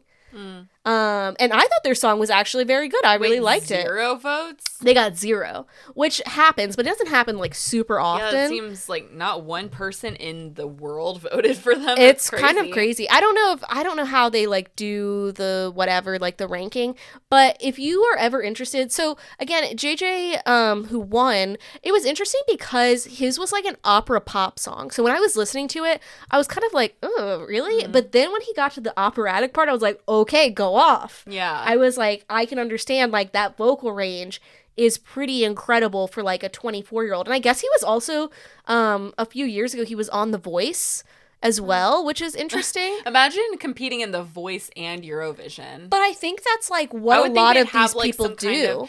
Have you ever seen anybody compete in both like The Voice, American Idol, like anything like that? Or do you think they have like non-disclosed, like non-competes or whatever? No, I think they do. Like I've definitely heard of people doing that, or at least trying out for both of them. But like a lot of these people, and like we saw this again when we watched the movie Eurovision, where they're like, yeah, we come back every year or whatever. Right, yeah. And so I think if you're European or if you have a country voting, I think that's what's going to make you more invested. Like if the United States had a band in Eurovision, which it never will because we're not European, like the United States would probably be like, wow, we're into this. Yeah. But it also maybe it's also sometimes feels like a soccer type of thing where it's like the whole world fucking loves soccer and for some reason Americans don't. Yeah, I just love it. I think it's specific to, it's just so specifically Europe. Yes, you know? And the thing is, it is kind of like, it's like a little bit kitschy, it's a little bit like campy. Yes. And that's why I think you would love it, because you love theater, you love these like huge performances. I think you would truly enjoy. I did not think I was gonna like the movie, and I like loved it. I think you would like watching. I forget. It was like one performance I was watching where I was like, Molly would love this, and that's why I texted you about it. But I'm like Chris's goal is to like see the World Cup. Mine is now to go to Eurovision. Cool. I love that. So yeah, congratulations to JJ, and to all of those who performed. Yeah, congratulations to Europe. To Europe. But also, speaking of big trends, so I want to get to this topic today. Okay. And I put it down here as the bag doll trend, but what do you know as the Labubu dolls? I've never What heard do you of know? this. I feel like you're on such a different algorithm than me. I think we really are. What do you think your algorithm is?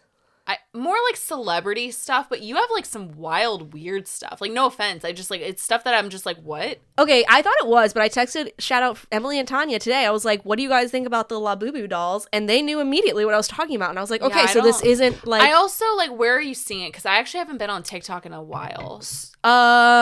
I don't know where. Maybe from the podcast I listened to or something. Okay. I don't know. But so the Labubu dolls are a huge trend right now, popularized by Lisa, all caps, from Blackpink, where it's literally like Lisa, like Black, or sorry, like I'm like, how did I say that? White Lotus, Lisa? Yeah. Okay. I'm like, yes, from Blackpink. I was going to say Blackpink. Ignore me. And they basically are like, if you haven't seen them, let me show you a picture. Hang on, so you have some reference. And I feel like you maybe have seen them because she wore one to the Met Gala. Like they've been on red carpets. Like they're these little dolls that people hang off of their purses now, and they are selling like for hundreds of dollars. Like you can buy, they're kind of like Funko Pops, where it's like you can buy them for like $10, but then now they're so popularized, people are walking around with them on their like Hermes Birkin bags, and like they're like thousands of dollar bags because they're such a staple. They're so ugly. Why? Because the thing is, people are like, this is how people are styling them. They're walking around with them on their bags, and I think like. But see, then you got a Christmas one, and already seeing like a specific thing. I'm like, oh yeah, I get it. Yes, and I'm like, okay. The thing is, as someone who collects, and they're called monsters, and they're basically, I think, I was listening to a podcast today with like, I think the creative director. They're from this company called Popmark, and they are based off of Smurfs, which I think is really interesting. So there's like a whole little community of them, but you can also get like secret packs where it's like you don't know what's in them, and you can like sometimes get like these really rare collectible ones or whatever. Yeah. And I just think it's really interesting that like it's just really become this huge trend lately where I've been seeing it on like people's purses when I look at like fashion stuff. And it is, I literally put in all caps because it makes me, and I don't mean to judge people, because I think like people really like it because it brings them back to like this kind of nostalgia of their childhood. Like whenever I read about people who love them, they're like, well, when I was a kid, like I couldn't just buy all these things that I wanted, and like I love these little dolls, so I'm gonna like put them in my purse. But I'm like, imagine putting a doll on a fucking Birkin bag. I cannot, which I don't know if you know this, I think about this actually quite frequently, but I was you literally, sorry, you said exactly what you wrote. Sorry. Yeah, yes, because I think about it all the time. Do you know how you get a Birkin bag? for those who don't know, you have to spend like $30,000-$40,000 at Hermes to be offered the chance to purchase a Birkin bag, which is like $40,000 to $50,000. Like, these bags are the pinnacle of like luxury bags. Like, you can't just buy one. You have to like show Hermes like, I have the money to have a Birkin bag, and then you put a Labubu doll on it? That is insane to me. That is absolutely so fucking crazy. Labubu? Like, I just don't understand.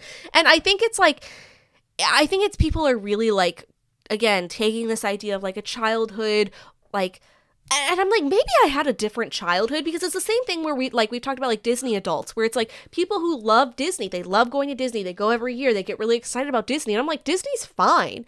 And I'm like, people who love the Labubu dolls, where they're like, I didn't get to like buy the dolls when I was a kid, so it like brings me back to my childhood. And I'm like, I don't know, I was watching Lord of the Rings, you know, like I don't know, like, maybe. But I do think it's all about trends too, like, genuinely, like, if you see somebody have something, it's just like again, like I was just saying, like, seeing that there was a Christmas one. Yeah. You want to have, and there's that, so many of them. And I think like some people were criticizing them for like this kind of gambling aspect of, again, you can buy like a secret pack and you don't know what's in it. So it could be like a limited edition Labubu doll or something. But it could also be just a regular one. People are like, oh, that's like really promoting gambling. I'm like, it's not that different from Yu-Gi-Oh cards. Yeah. Or like baseball cards or whatever.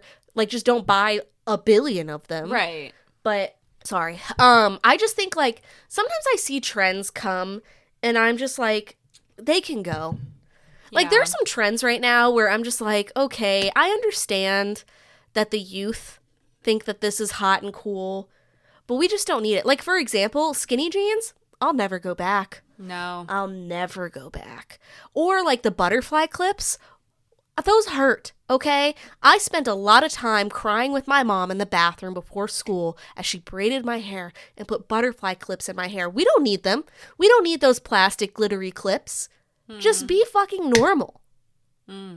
And like, again, if the Labubu dolls, like, this is someone who has like the Funko Pops, and I love Funko Pops. Yeah. But I try to be discreet about them. And I also, the idea of dangling something from something that I'm already carrying sounds horrific. And I learned this when charm bracelets, do you remember when they were really popular, like when the Pandora bracelets were super popular? And my parents got me like a knockoff version, and I put the charms on them, and I very quickly learned, okay, this is not fun. I'm sitting here, I'm writing, it's like all the time. And I'm like, I don't want shit dangling off my purse. Yeah. I think there is caffeine in this drink. You sound like you're bouncing off the walls. I just have a lot of feelings about this. I don't think there is, because I am not feeling caffeinated, but for some reason you were very I feel like the more I talk, the sleepier you're getting. No, I'm sleepy. I haven't slept for 5 days, except for last night. I slept for 11 hours, but okay. Like, that was the greatest sleep of my life. Last night I woke up and I was like, "What? Where am I?" That's actually, I remember one time I laid down, I fell asleep. It was like 7 p.m. I didn't wake up until the next day. I felt amazing. Yeah, it's such a good feeling. Yeah.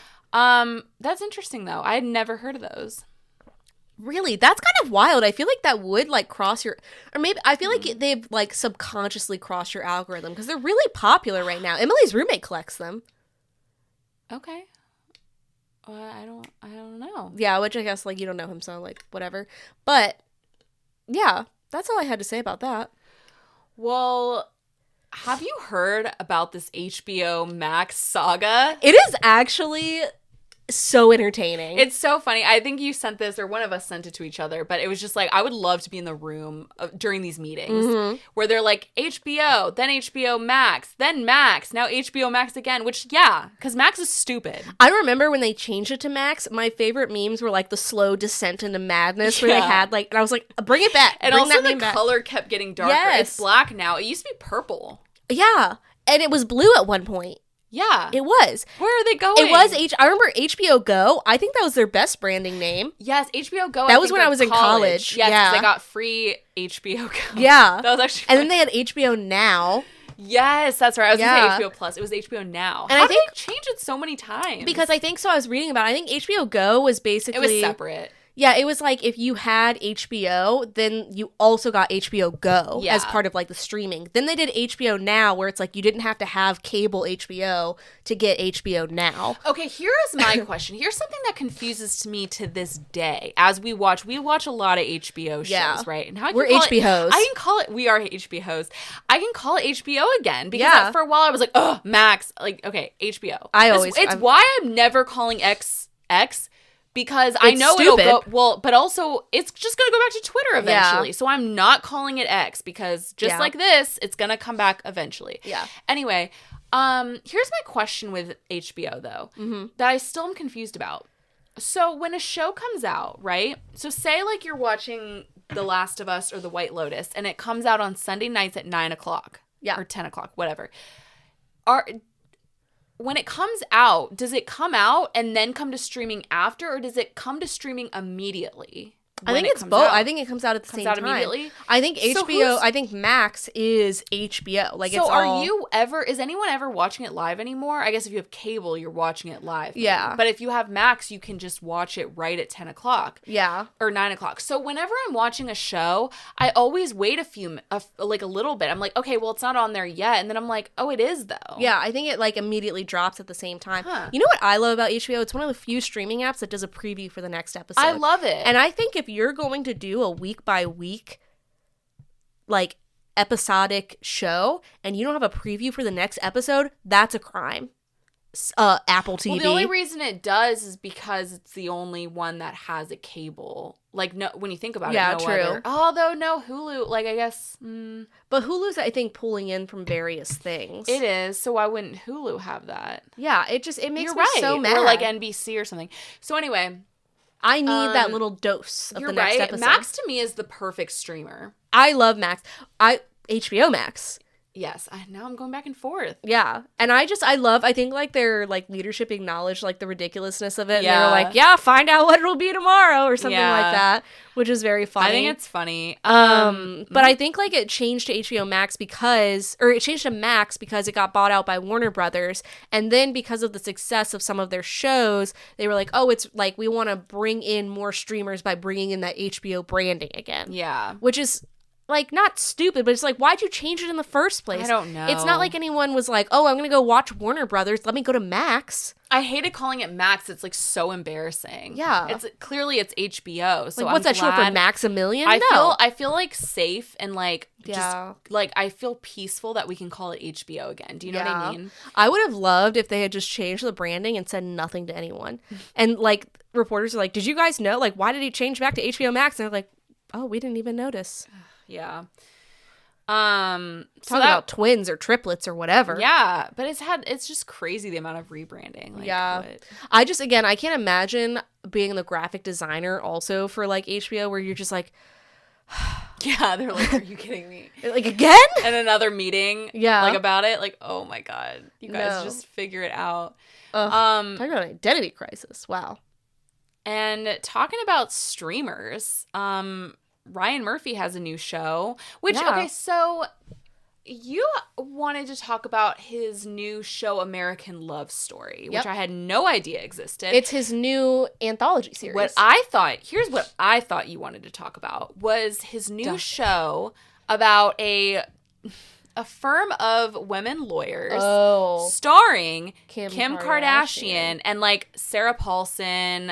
There's other people in it as well, and Naomi Watts maybe. Yeah. But can we just talk about that for a second, then we'll get into your thing.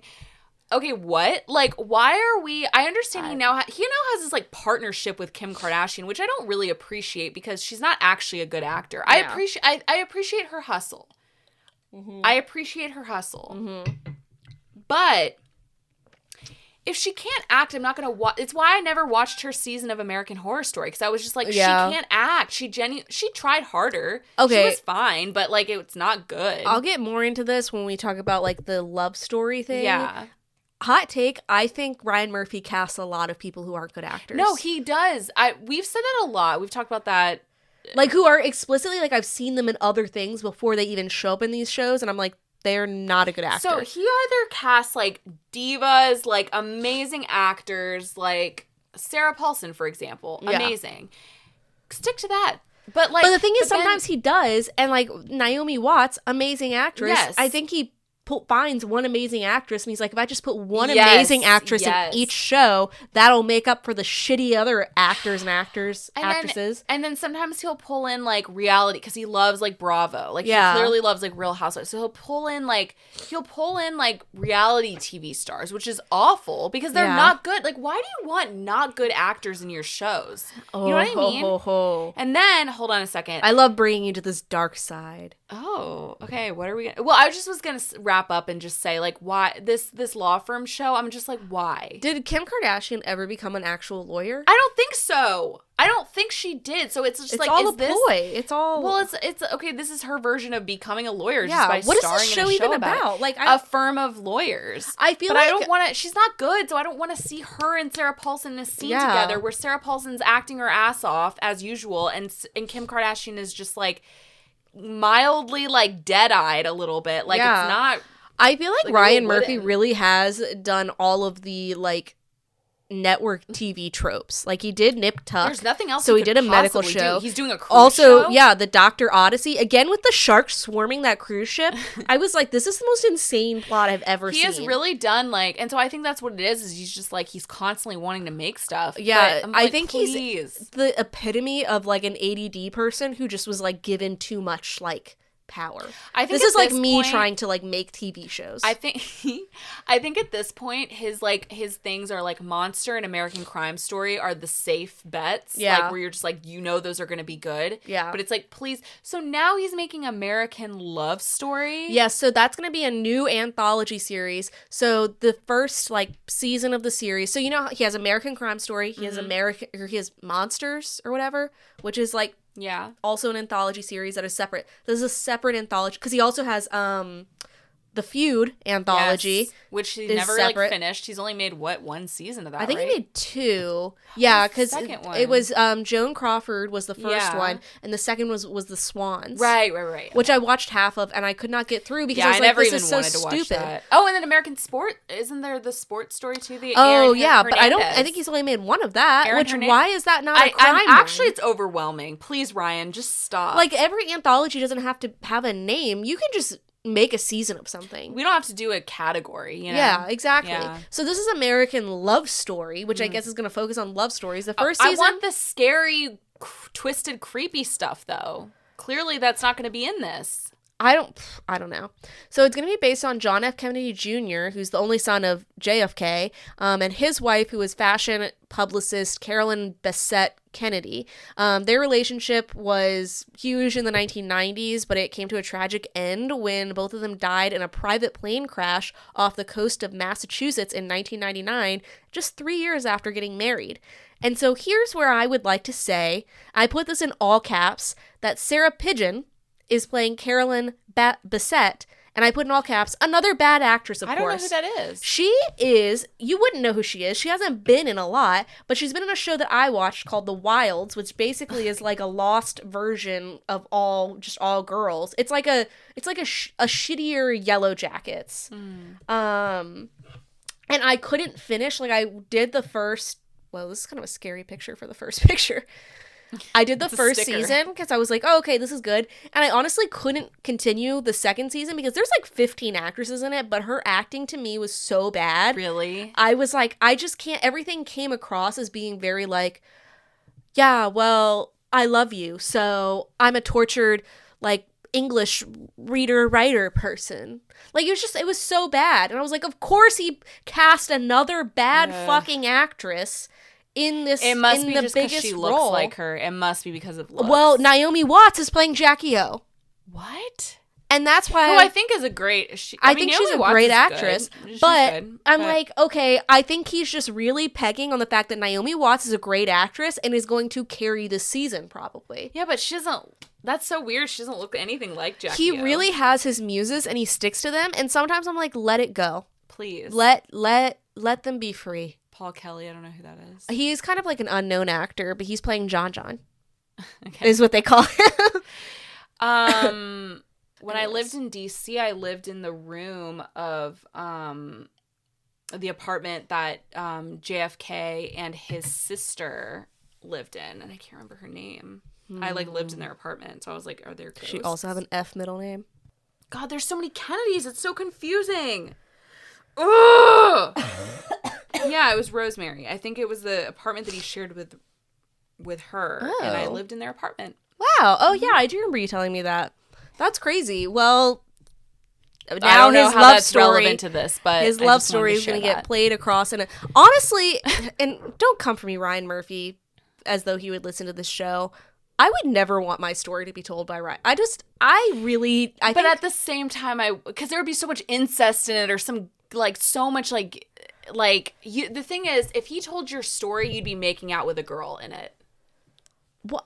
But that's not my which is not. I'm not offended by. But I'm like, that's not my. That's what I'm telling you. They would somehow pull that in, because that's just what he does. Yeah, the thing is, I just don't want a bad actress or actor or whatever, or some weird scenes that don't make sense just randomly in it. You know what I mean? I'm sorry. Sometimes I think he's sometimes I'm such a fan of his work. Everything it is a little bit campy, and I think it is. I'm not a hugely campy person. Every now and then I'm like, okay, I love this campy thing, like Rocky Horror. Love Rocky Horror. You know. But can I tell you? So American Horror Story, yes, campy, as we've discussed. Can I tell you though? This is what I was saying earlier. I don't think American Crime Story is ever campy. It's not. It's, to me, that's a perfect show. I think all 3 seasons have been very good. I think there are certain things that I'm like. And then Monster, I think, is. I mean, maybe the Menendez brothers was a little camp, but I think overall though, those 2 seasons were really good. Okay. Though very draws a lot of criticism, very divisive, but I think those sometimes he does really well with he does a very good job with his shows. He loves to tell stories. I don't think has he ever just told an original story. I guess he has, but I guess usually it's based off something. Well, the horror story ones are all based off of stuff. Something, yeah. I don't think so. I don't think it's ever been straight Maybe from Glee. the dome. Glee premiered 16 years ago today. I just saw a thing. And honestly, his greatest work. One of, yeah. Yeah. Yeah.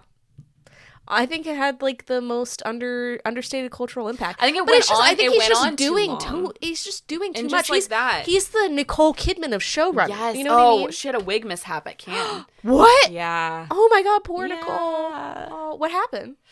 Yeah, I don't. So somebody said she had a wig mishap. And they showed it, and bee. The bee came in, and he was just making his rounds. It's Jerry Seinfeld as the bee. But he can't. It was kind of it just didn't look good. That's all. It wasn't a mishap. It just didn't look right. Shocker. But I won't. I'll give it a try. I always give things a try. I'm not giving this a try. I don't care about this.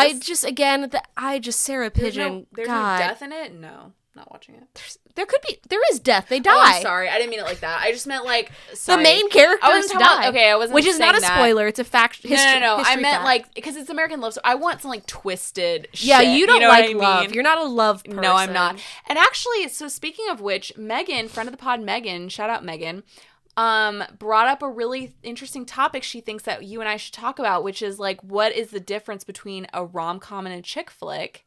And I was like.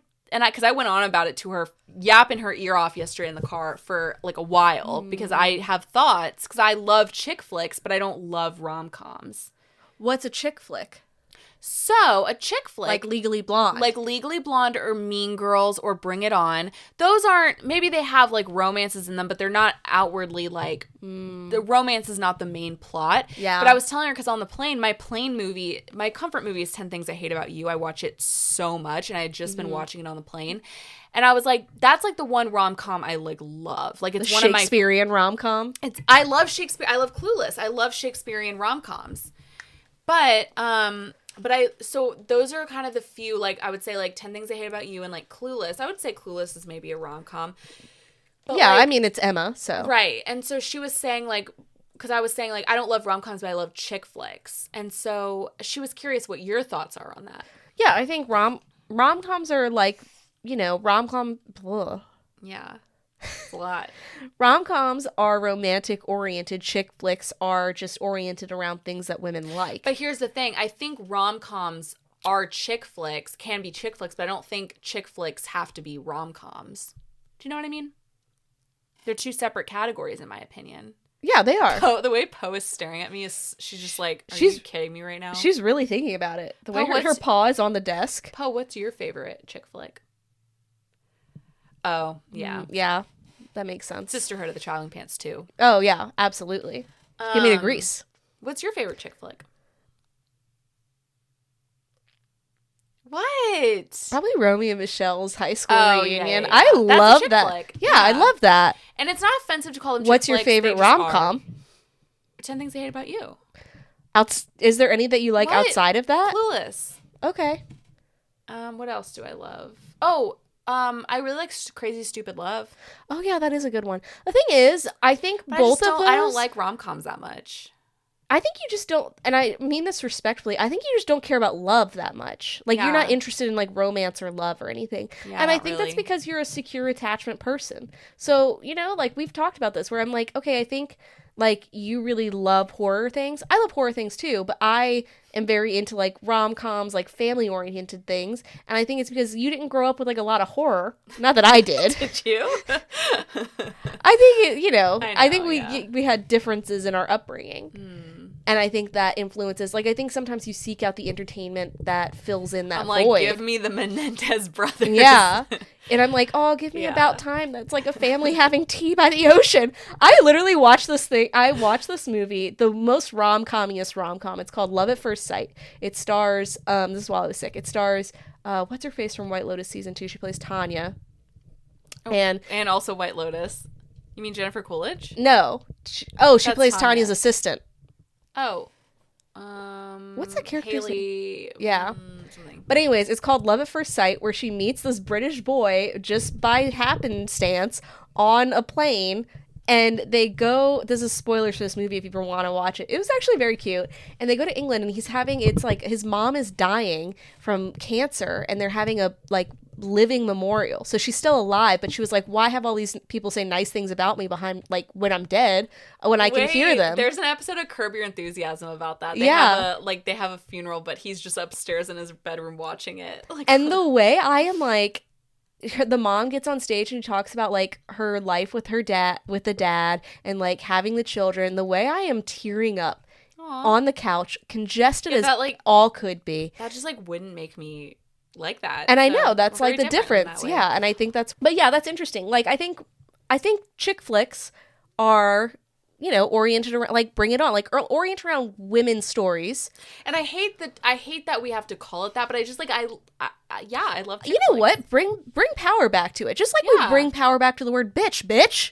Like, I don't want, what I'm saying, chick though, flick, is, like, hell yeah. It shouldn't be categorized. Like, we don't have movies called, like, man flicks, But, war movies.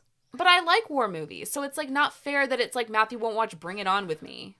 Well, you should. Which he has. Matthew, he has watched it. You should watch it. He has, but, it's good. I think traditionally as a society, and we've talked about this a lot, I won't get into it, but I think we are just, like, really raised to dislike things that women like, to like devalue them. That's why everyone was like, Twilight's stupid and it sucks. Or like, even like when people write romance novels, like those historical romance novels, they're actually really like informational, historically accurate novels, but everyone devalues them because why? They're romance novels that women love. Yep. And they're just as historically accurate and significant as if I wrote like a novel about World War II, Yes. You're right. Yeah. So I do have a lot of thoughts on it. Let me think on it some more. Maybe we'll come back to it. We could probably have a whole episode about it, but I thought that was an interesting topic. We should do a diet pop on it. Okay. And I'm here, down. you assign me a chick flick and I'll assign you a rom-com.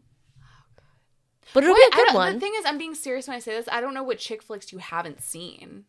I don't know what you haven't, what your eyes have crossed your eyes. What I have seen. Like, I don't know what that would be. We can converse. Seriously, I bet you've seen more than I have. Well, you definitely have. Okay. You love rom-coms, so. I do. I love chick flicks, too. I know. What other chick flicks are there? There's so many. Would White Chicks count as a chick flick? Probably. I've never seen that. I don't know. You've never seen White Chicks? Not really. I don't think so. Molly! I've seen scenes from it, so it feels like I've seen it, but... Molly!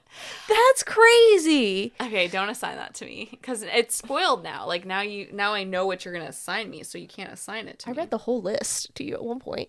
That's crazy. I'm gonna tell Chris that immediately when he gets home.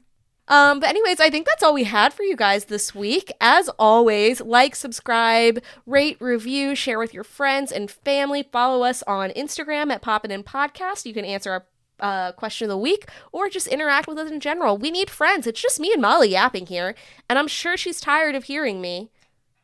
I'm just tired in general. She just lifted her head up from the desk. I had to lay down for a second. I can tell. But anyways, next week we're going to be revving, ready to go, You're energetic. Poe will be fine. Our third Memorial Day weekend, we're going to be Memorial Daying it up. That's right. I forgot. Anyways, have a good... You're scaring her. She's like... Have a good Memorial Day weekend. And until talk to you soon. Yeah, we'll talk to you soon. We sound like we're hanging up from a phone call with our friends. Oh, leave us a voicemail. Just kidding. Follow us. Bye. Love you. Bye.